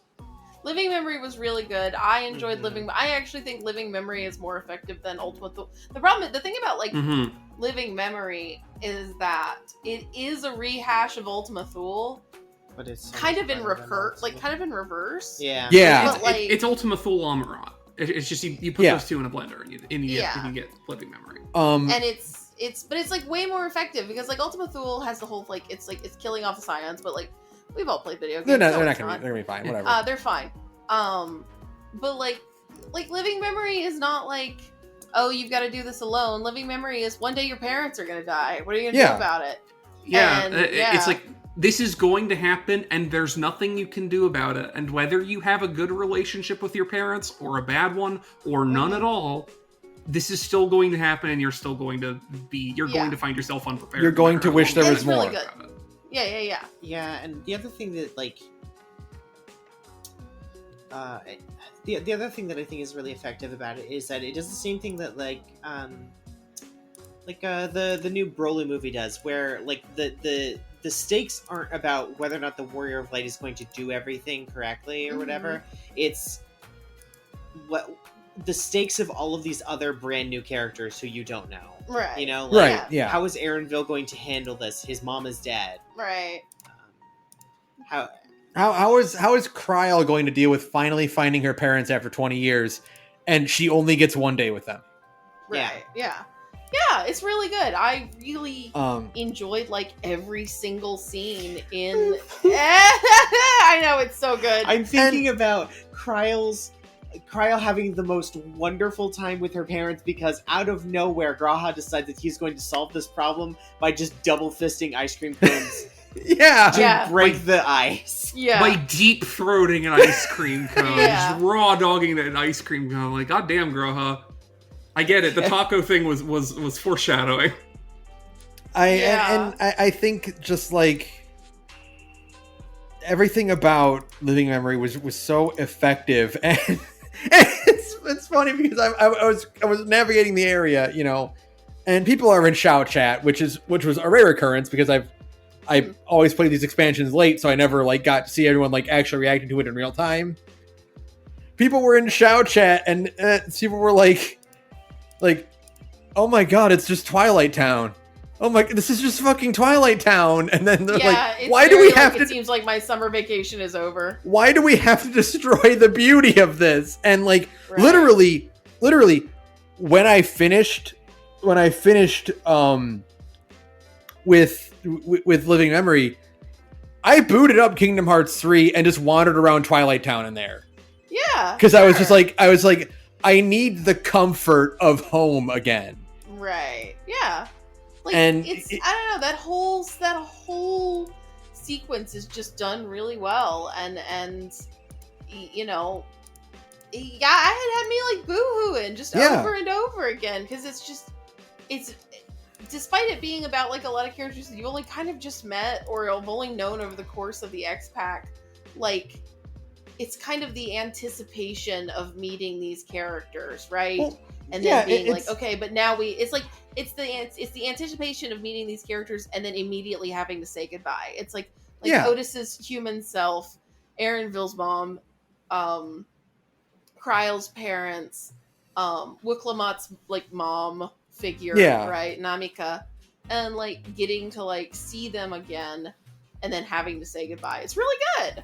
Yeah, it was just really well done and extremely effective. It's a beautiful place. The thing that destroyed me was Namika doing the Howl's Moving Castle thing, where Sophie ages and de-ages across the conversation. Yeah. Oh, I it's died. so good. I It's died. so good. Oh. It hurt. It's so good. It worked. That bit works for me because they're like, yeah, because it's it's heaven logic. It's like, hey, Right. hey, here's the city. It's heaven, but what if heaven had oil? What if heaven was powered by oil and there was a limited supply and you had to keep Right. powering heaven, right? Right. But they do the heaven thing. It's like, well, the way you render in heaven is the way you were happiest in life. Right. Yeah. And it's like you get that moment of her reconnecting and then becoming old. And it's Yeah. like, oh, it's Right. so good. It's so- like, oh right, because she remembered that like she was the happiest when Wuklamot was like growing up with her, and it's like, okay, so I don't mind being old again, right? Like that's great. What a Well, it's great moment. Fantastic. Yeah, it's also like she doesn't mind being old because like she realized the happiest she was is seeing the Yeah. results of all of her hard work and like Yeah. having raised this wonderful Seeing- young woman. It's like, ah, seeing Ah. her child become successful makes her the Yeah. happiest she's ever been, and it just okay, oh, it's fuck, so good. okay, It's so good. Yeah, no. And it's a beautiful area. I love the giant Art Deco, like Yeah. statue of Sphene in the background. It's so like it's And so you- and- just and- instantly grabbing. the it game. just occurred to me. What's that? One of the touchstones for his DLC, aside from the obvious ones we've got to, which was like One Piece, right? Mhm. This entire zone, Transistor. Oh yeah. Yeah, absolutely. yeah. Blow for blow, 100%. it's Transistor. It's It's Art just- Deco. it's It's just golden. It's the afterlife. Mhm. The afterlife is maybe has a weird powered by thing going on. And you are shutting it down Yeah. as you progress, and yeah, the moment where the game. I mean, this is one of those things where it's like it's very effective, like using your UI to punch you in the face. Mhm. Where it's like, this area will never return to the way it used to be. Are you sure you want to continue now? And it's like, It's so good. there's nothing for you to do in that area Mhm. before it shuts down. Like, you're not missing out on side quests or anything like that. It's like, do you want to lose the ability to wander around this area and take in the Mhm. beauty of it? And it's like it's a literal like you have to shut down the endless to move on with the plot. Much like Fallout New Vegas Dead Money, Dawntrail is a story about letting go. Yeah. Right. But You literally unlike have to let it go. Dead Money, you can't cheat it. You can't cheat it. I They were like, think no, we Dawntrail learned. would. I think Dawntrail would go up a letter grade if there was a scene where you were able to trick Zoraljaw into getting stuck in the Golden City. God. Yeah. But yeah, no, it is like it's just a good use of like world and theme. Like Yeah. you gotta let it go, right? Like eventually you're Mhm. gonna have to let it go and move on. And that's like what it is. It's like, all of these dead people need to be allowed to like let go and move on. And just as importantly, it isn't just about you letting go. It's about like knowing that other people will pick up the torch after you. Right. You can rely on others besides yourself to continue living for the sake of living. Right. Yeah. Oh. I love the endless as a concept, but I also just I love the idea of those devices that like you can come back to life, and if you do actually hit your final death, they'll Mhm. forget about you. Yeah. And this idea that Sphene has of just not being able to let go of anything ever, Right. and how on the surface it looks like it's a peaceful society, but like you are not preparing anyone for anything by doing that, Mhm. and there's no progress that can be made. Yeah. And I don't know, I think that scene where the guy is panicking because he's out of souls, Mhm. like, and he's trying to scrounge up money or trying to get Sphene to just give him a new one. Mhm. It's just like the perfect encapsulation of like the society of being afraid of everything. Sure, and like just being woefully unprepared for Yeah. like reality. Yeah, it's good. It's like it's all about like waking up from a dream and stuff, and like ultimately having to like wake Sphene up from it too. I liked it. I really liked that whole last bit. I like Alexandria. I really like that final boss just because like the design is extremely good. The fight itself is extremely good. The music is really good. Like it's just, I don't know. It's a great capstone. And yeah. And I do want to say that Dawntrail is a testament to myself because it didn't kick my ass the way Endwalker did. That's and right. forced me into a several month long hiatus where I just couldn't play the game anymore. Right, yeah, doing much better. See, I'm in a much better mental place where I can take these ideas of, hey, one day your parents are gonna die, right, and be like, yeah, that sucks, but I can bear it. Yeah, I can deal with it. Yeah, I can get through that. And yeah, like it was just, I don't know. I the biggest thing is that I just think like, yeah, Living Memory is definitely 100% an Ultima Thule like rehash, but I actually like it more. I also like the music that plays in Living Memory more. Yeah. Oh yeah. I think I like that location more. I think it's great. It's beautiful. Shit. What was I gonna say? I was gonna, and it being a rehash is okay to me because it's handled better and it's done. And same with like it being like an Amarat where it's just like, yeah, well, this is presented in a more realized fashion. Like whereas Amarat was a desperate man trying to recreate the life he had. I kind of prefer Sphene being desperate to cling to what she already has. Right. I still prefer Amarat because nothing will ever replace that first moment of actually seeing Amarat. Probably ever. I think that Shadowbringers might actually be the best one, literally because it lives and dies off that moment. Yeah. And will live in my head for the rest of my life. Your gut sinking when you see it. Yeah. Because it's also so just beautiful. Because that one's also just like the jump scare too, right? Where it's like, well, what the fuck am I doing under the ocean? And then it's New York City. Yeah. And it's just like, it's so like Living Memory is good. Amarat is better, but that's not the point. Like Living Memory is still extremely good. And yeah, like the way it resolves and kind of its willingness to kind of lose its beauty is like great. It's like I said, this is the most Nier Automata FF14 has ever been, which is weird considering there's literally a Nier Automata alliance raid in the game. It's the most Nier Automata because it's like the Nier raids where it'll just kill you. Yeah. Where the mechanics will just like fucking obliterate your entire party without any remorse. But it kills your heart instead of your party. Wukavu is just the Doomsaying dwarf. That's correct. We're doomed! Yeah, exactly. Yeah. So Dawntrail's a weird one. It is a thing where I know it's not as well structured as other expansions, but after Endwalker, I like it way more. Sure. I think if a fun adventure. If Dawntrail were the second or third expansion, I would not like it as much.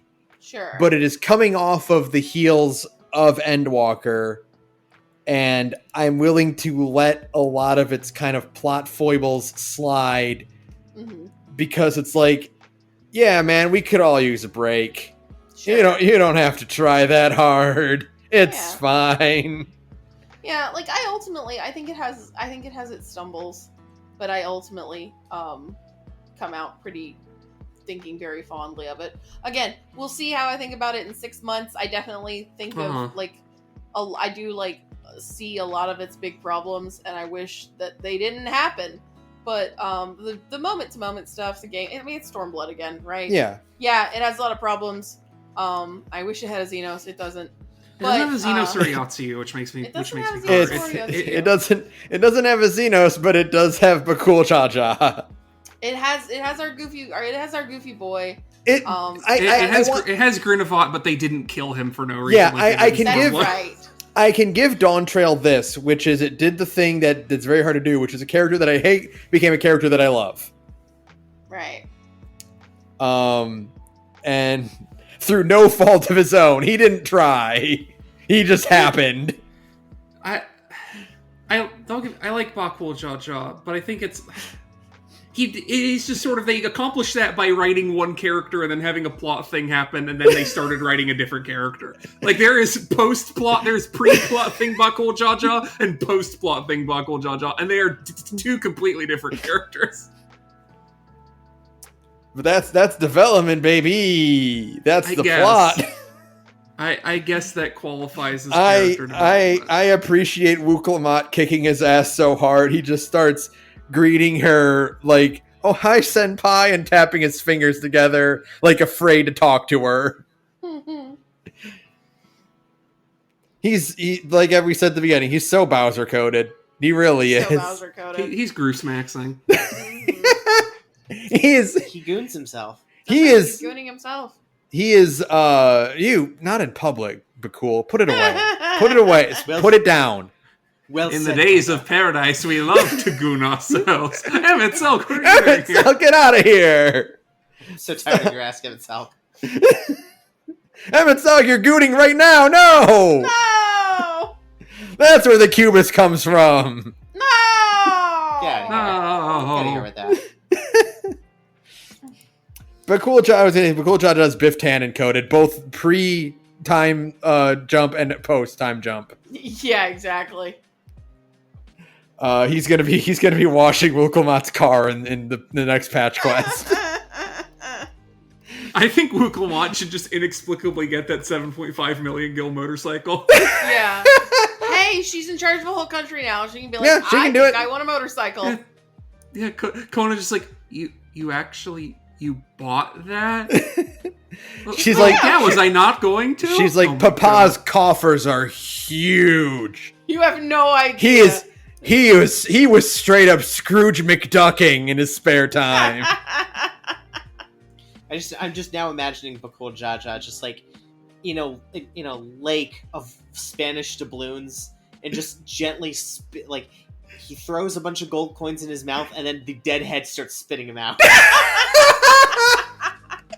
Oh god. Oh, yeah. that was a gruesome moment for me. Yeah, imagine. It's very sad. It's very imagine sad. like having a part of you that's dead for 3 years, and you just have to wake up every day, yeah, and the head is there. Yeah. Yeah. It's not ideal. It's not ideal. It's very that's like a neat concept. I don't know. It is. I think I like the weird concept of like Bakul and Galul Jaja are like, they are the same, like the story treats them as the same person who are also siblings, right? Like, yeah, they're not Siamese twins. Right. They right. are two Conjoined heads. Twins. Yeah. Yeah, that's Siamese. Yeah, conjoined twins. Like they are two heads that are the same person. Yeah, and like they are siblings, but also they're not. They're the same person. Too. It's very interesting. They refer to each other as brother. Right. But to everyone else, it's just Bakul Jaja or Galul Jaja. Right. Yeah. I don't know. I think that's neat. I like that concept a lot. That's just like a little thing that was like every now and then I'm like I literally would just be like doing my thing and like thinking about it. I'm like, oh, that's a neat idea. I feel very seen because I never mentioned this while we were going through it, but literally the last Pathfinder 2 character I made, which I think was before. I don't remember if it was before this was announced, or at least before I really we got into this. It was like 2 years ago or something like that when I made this character. Similar deal in that, and it's like it's fun to see my creations have mirrors in popular fiction. Yeah, yeah, I like that. It's cool when expansion justifies the lore you've built for your character, which happened to me a lot in Dawntrail, which might be why I like it as much as I do. Right. Because Yeah. it was like, oh hey, that idea I came up with, this game is acknowledging it and giving it to me. And you're getting fed. Everybody likes getting fed by their favorite video game. Mm-hmm. But yeah, that's all I got for Dawntrail. That we'll when the patch quests come out, we can revisit this and think about more of it. But ultimately, like I'm happy with everything that came out. I didn't really talk about it. Viper is one of my favorite classes of all time now. Like this Viper is again built for me. Sure, yeah. Like, this is everything I wanted Viper to be. Mm-hmm. I understand. I adore Pictomancer because it is the worst of every possible class that drives everyone else insane. It's a black mage mixed with a bard, mixed with just a little dash of monk. But it's so evil and hateful. It's just like the hateful casting class, and I thought black mage was the hateful casting class. It's so I'm looking forward to trying it. Ridiculous. Yeah. But Pictomancer does have the highest damage output of all the DPS classes, so fuck you. Well, not of all the DPS classes, just of all the casting classes. I think Reaper beats it out barely. Yeah, Reaper still beats it out. Reaper beats it outright, but out of all of the casting classes, it blows everyone else out of the water. Right. Yeah. Such that And also blows out competes of the with water melees. It also blows out of the water most melee classes except for Reaper and I think either Samurai or Dragoon. That's like also very close. There's It depends. What was the ranking that come out? So they're based off of the 2 extreme trials. Samurai, Dragoon, and Pictomancer are in different places. Yeah. So they're all vying for 3rd place, basically. Yeah, that makes sense. So yeah, Picto is extremely fucking good. It's only outclassed by like a handful of melee DPS, which is really funny. It's probably going to get a nerf sooner than later, or everybody else is going to get a buff. We'll see. It sounds like they're already talking about buffing other things. So we'll see. I think it's very funny that they're out here like we're gonna make Viper less complicated. I'm like, how could you make it less complicated? Most brain class ever. It's a fucking Fisher Price xylophone. You just dink dink dink dink dink dink dink. Yeah. Which button do you press? The one that's glowing. Duh. The one that's been lit up. Where do you stand? I don't know. It says Flanksbane on it. Where do you think you stand? Yeah. Oh man. Yeah. So I need to give it more of a shot. I haven't really played any of the. I'm happy with the changes to my class. We've been talking like in the lead up to Dawntrail. Yeah. That I was like terrified of the Dragoon rework. The Dragoon rework is like barely a rework. It's like it's minor. It's nothing. It's fine. It's fine. Yeah. The reworks are less reworks and more like, well, we made this button easier. Yeah, we're making it easier on controller babies like me, so like, I'm happy. Like I was panicking like, well, where am I going to fit all these extra buttons for my classes? The machine is like, you get one more button. That's it. You only get the one. Okay. I'll just put it here then. Okay. Well, that was easy. Perfect. What about you, Gunbreaker? You get one more button. Everybody gets one more button. I main tanks and healers, so my experience with the DLC is like, oh boy, what do I get? And it's like, maybe one new button. Sometimes no new button. I was delighted with Paladin because it literally went, you get one less button. Yeah, and one of our buttons. And I was just like, yes! You're right! They just put Goring Blade on the damage buff. So well, there you go. Damage buff, and then it just turns into Goring Blade. And you're like, oh, that's easy. Perfect. Also, you play Gunbreaker, your gap closer doesn't do damage anymore. Why? I don't know. It's very bizarre. I know why. So, like, the explanation is it's specifically Dark Knight and Gunbreaker because those two have a comical amount of OGCDs for their burst window, and having 2 to 3 charges of a gap closer to weave in between all of their big burst damage stuff is difficult and impossible on American netcode. Right. So they got rid of 2 buttons that you no longer have to press for your damage window if you're a crazy raid player. That makes sense. However, the downside to this is people have been noticing that it's really hard for tanks to maintain aggro because they can't, with those 2 less buttons that they have to press, they can't maintain their enmity against most enemies when a Pictomancer or a Viper's right. Because their burst phase is extremely potent. Well, yeah, that's the problem with Pictos. It's like Pictos like sustain damage is like really terrible, but their burst phase is crazy. And you'll sometimes get a Picto who goes, "I'm going to spend my burst phase while the tank is still actively pulling. I'm not going to wait for the tank to stop moving to just press all my big damage buttons." And then oh no, the monsters are now gnawing on the fucking Picto. Oh shit. Oh fuck. It's so fun. What did you do? This too is bad DPS. Yeah. The answer is you should not have given a Pictomancer Fell Cleave, but That's you right. did, Which and it rules. I think it's very funny, like looking at the Pictomancer like hotbar people are posting, or like what they do, and it's like, and then I compare it to Viper, where it's like, am I missing a button? No, I'm not. You're not missing a button. Is there any buff? I have no buffs. That's just how that class works. I have nothing. Just do more damage. Just hit them harder. It's like how I played Pokemon. I just want only moves that do damage, nothing else. The best defense is if you just kill them very quickly, right? Then Yeah. you don't have to mitigate damage. It's like it's like playing a Buster Servant in FGO, right? You're just a Buster Servant. It's the art of playing a glare mage. Exactly.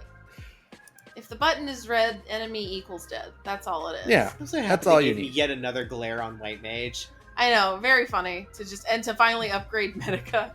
I think it's really funny. Just upgrade Medica 3. You're like, okay, game. If your HP is 1 or more, stop crying. That's right. Yeah. That's a good White Mage right there. Listen, I've got Benediction. Stop crying. Well, the healers are on strike, don't you know? Yeah, no, they're not. I keep seeing that. I see that. I see the duty finder. No, they're not. I see you. Takes a need all the way down. No. I see you healers crossing the picket line. That's me. The picket line is 12 people. That's right. We demand to be 12 people seriously. who also don't pay union dues. They're not actually the union. They've just declared a healer strike. Yeah. Wait a minute. To be taken seriously. Yeah. Wait a minute. Pulls off mask. You're a tank main. Oh god. Imagining a world where scabs are the people who put on the strikes. Yeah. That's what it is. Try and make the union look worse. Yeah. That's like an FF14 plotline right there. That's scabs are trying to make us look worse. That's why we can't unionize our labor. That's something that Godbert would organize. I'm pretty sure that's actually the armorer plot line, actually. That's amazing. That sounds about right. That sounds like Final Fantasy XIV politics. That's what Godbert Mandeville organizes. Uh-huh. The scabs going on strike. When are we getting the DLC where Godbert Manderville is the antagonist who we have to kill in a dilapidated dreamlike city of his he's gonna be the level 110 trial boss. I really want a gold saucer dungeon now. By the way, this drives me insane, and this is like, I know they can't. They have to go forward. Just keep increasing the number. I would have loved more than anything for us to have done the classic Final Fantasy thing and have them go like, oh yes, you go from level 90 to level 100. But when we get to level 100, we don't actually get to level 100. It caps at 99, and then they put a little star at the end of it. Yeah. Yeah. Because I just think, like, Final Fantasy games, you cap out at 99 usually, Yeah. Normally that's usually the level cap. It's level 99. I would have liked from this point onward, when they give you new levels, they don't give you new levels. Well, they still give you new levels per se, but it's more like your eye level will continue to grow if you choose to, and you'll get better gear. But they'll add like a little like number bracket next to the star at the like end cap of every like expansion to increase to show just how powerful you are, that you are now level 99 twice. That's right. Level 99 3 times. So you want them to do Call of Duty leveling? Yeah. Kind of. I just like... You want them to add a prestige. I just kind of like the idea of like, oh man, I went through like 10 levels of stuff. I only went up 1 level. Mm-hmm. But it's still like, they treat it like this big, huge, glorious thing that you were now 2 levels over 99, but it's just like, they made the star a different color. Right. Yeah. Or they put a 2 next to the star. Yeah, I get it. All right. I think I'm done. I think I've gotten everything. I'm looking at the notes I took throughout, and there's not much more that I have to talk about. Just really, two things that are just very, very, very, very quick. One, I love that the play you put on in Living Memory, Spheen's actress is a Lalafell. Yes, it's so cute. She's a teeny Spheen. She's a teeny Spheenie. She's a Spheen bean. I thought that was adorable. I love the arbitrary bit where you drink an energy drink and then go Super Saiyan. Yeah. No, I like that a lot. I like if you drink the strong one, it just like almost kills you. Yeah. What was the other note that I had here? I want to call out the hypocrisy of Zarieljaw, where when you beat the shade of Galul Jaja, he accuses Wuklamat of like letting the party carry her, but like 10 minutes earlier, he was berating Zarieljaw for trying to fight Galul Jaja's shade alone. And it's like, oh yeah, you're just a hypocritical little bitch because your baby boy didn't win. Right, he's just a hater. That's all it is. He's just a professional hater. That's all. That's about it. Yeah, like everything else we pretty much covered. Yeah, good expansion. I had a lot of fun with it. I'm excited to just like log back in and play more Dawntrail at some point. Like, yeah, keep doing my levels and I've got to getting back to it. Get all these classes up to level 100 now. Oh god, we can't wait for the raid in less than a week. Is it less than a week? The 16th. Oh, that's exciting! Yeah, that'll be fun. I'm definitely gonna get my mentor crown back and get like 100 crafter, 100 gather, a DPS, a rank, a tank, and a healer, all that. It remains to be seen if I have the spirit in me to get an Omni 100 after everything, but I hope I do. Yeah. Because it just takes so long. It takes so long. I only have the brain power to just give a shit about the classes that I like at this point, because just adding the 2 more has immediately given me such fatigue that I'm like, no, I'm just going to get the ones that I want to 100 because I have a bunch of them at 80, and I have most of them at 90. I can bring the ones that I give a shit about to 100. Yeah, I'm very glad that Viper exists because I now have a class that I like in each role. Yeah. I finally have a melee DPS that I actually like playing.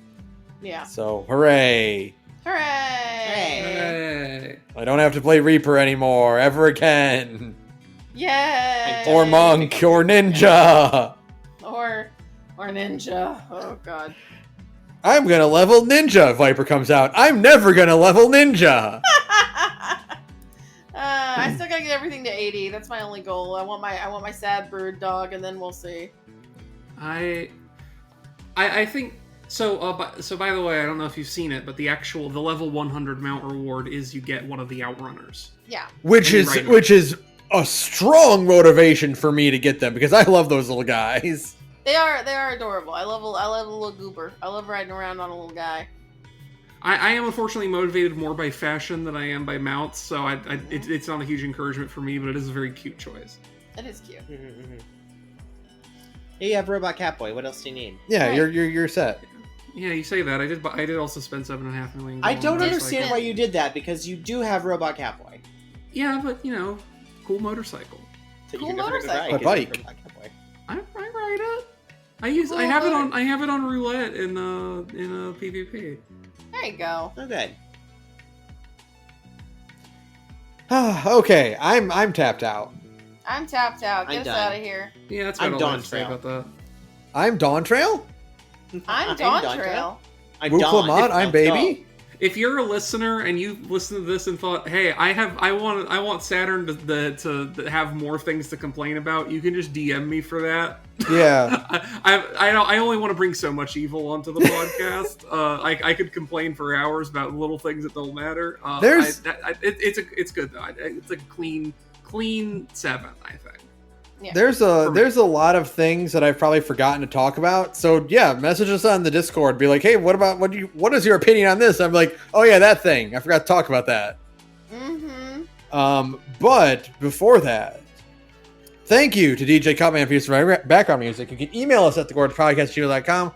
Follow us on all our various and sundry social medias. Join our Discord, where you can talk about FF14 in the Dawntrail spoiler chat. You can also talk about FGO if you want in the FGO chat. People are going through Twin Peaks right now. You can talk about that if you want. Patreon.com/thegorge. Oh fuck! The Pod Lords. I forgot to talk about the best addition to Final Fantasy since anything, which is our actual Lord and Savior, Corn Servant. Instead of fuck anything, it's just that we love you, Corn. We love you, Corn Servant. We love you, Corn Servant. We love you, Corn Servant. Corn Servant could have saved everyone. That's right. Also, fuck Zeral Jaw, not because I feel strongly about him, but because who did that? Who fucked Zeral Jaw? Yeah, that's a good question. Who fucked Zeral Jaw to make that baby? There are no other Mamulja in Solution 9. Like, who fucked him? Who fucked him? We'll find out next episode. Was it just me going up to NPCs in Solution 9? Was it you? He's grabbing some strange MIDI girl by the shoulders. Like, tell me if you fucked Zeral Jaw. You have to tell me. Did you do it? Was it you? Did you fuck my rival Santa? Was it you, Sveen? Did you do it? Sveen's like, I'm a robot. Okay, then I guess it wasn't you. Or no. Or was it? Sveen's like, I'm a robot. She's not denying it. The Warrior of Light is like, hold on though. I've played Warframe. Robots can get pregnant. Wait a minute. I've read the Transformers more than meets the eye. You have to tell me. Just going up to her with a sword pointer, just like, you have to show me where the baby is hidden. Where did the baby come from, Sveen? Tell me. It's like, did you fuck Zeralja? She's like, I can't give birth. That doesn't answer the question. Did you fuck Zeralja? This is an unrelated question to me finding out who Galulja's mama is. Is that baby a robot ghost baby? You have to tell me. Maybe he reproduced by budding. Maybe. Maybe he just sprouted a little Galulja and it just popped off of him one day and went, Daddy! Maybe he just clenched really, really hard. Yeah, maybe he just Yu Yu Hakusho, like that one guy from Yu Yu Hakusho, and just like, I cloned myself because I'm the coolest. Yeah, that's right. I'm the coolest guy I know, I need to clone myself. Yeah, I don't need to introduce any unfamiliar genotyping in there. It should just be a literal clone of me. Wait, did he Rusty Venture? Zeralja just being like, no, my species commits parthenogenesis when there's only one of us in a community. Oh god! Like, don't be weird about it. Don't be weird about it. I had my own baby. I laid an egg. Zeralja's like, what do you mean? I just put my tooth under the pillow. Is that how it works? I mean, obviously it did. Yeah, clearly. Look, I got one. Oh god. I wish on a shooting star. How else do you do it? And then I used blue magic to create the baby, obviously. It's the same place where the blue magic fish comes from. That's where the baby came from. See, if you get in a tussle with a stork and then you learn its blue magic spells, you can just produce children. Yeah, that's just how you make your own babies. Yeah. They're all trying to be like, the stork. What, really? Yeah. The stork visited. Yeah. Yeah. Yeah, and then I kicked its ass and learned its magic. Oh god. It wasn't my baby. I just stole it from the stork, but you know. I just stole the baby. Came from the stork. I made passionate love to the stork. That's who do you think laid the egg, obviously. Redico's like, wait a minute, you're telling me it was Narin? They're all just like, who do you think laid the egg? Me, obviously, but like the stork helped. Yeah. I laid the egg, the stork sat on it. The fucking Zeralta's like, the stork was there to offer moral support, not that I needed it. I could have laid the egg by myself. The stork was useless to me, so I killed it. Oh god. Okay. Knows. Okay. Good night, everyone.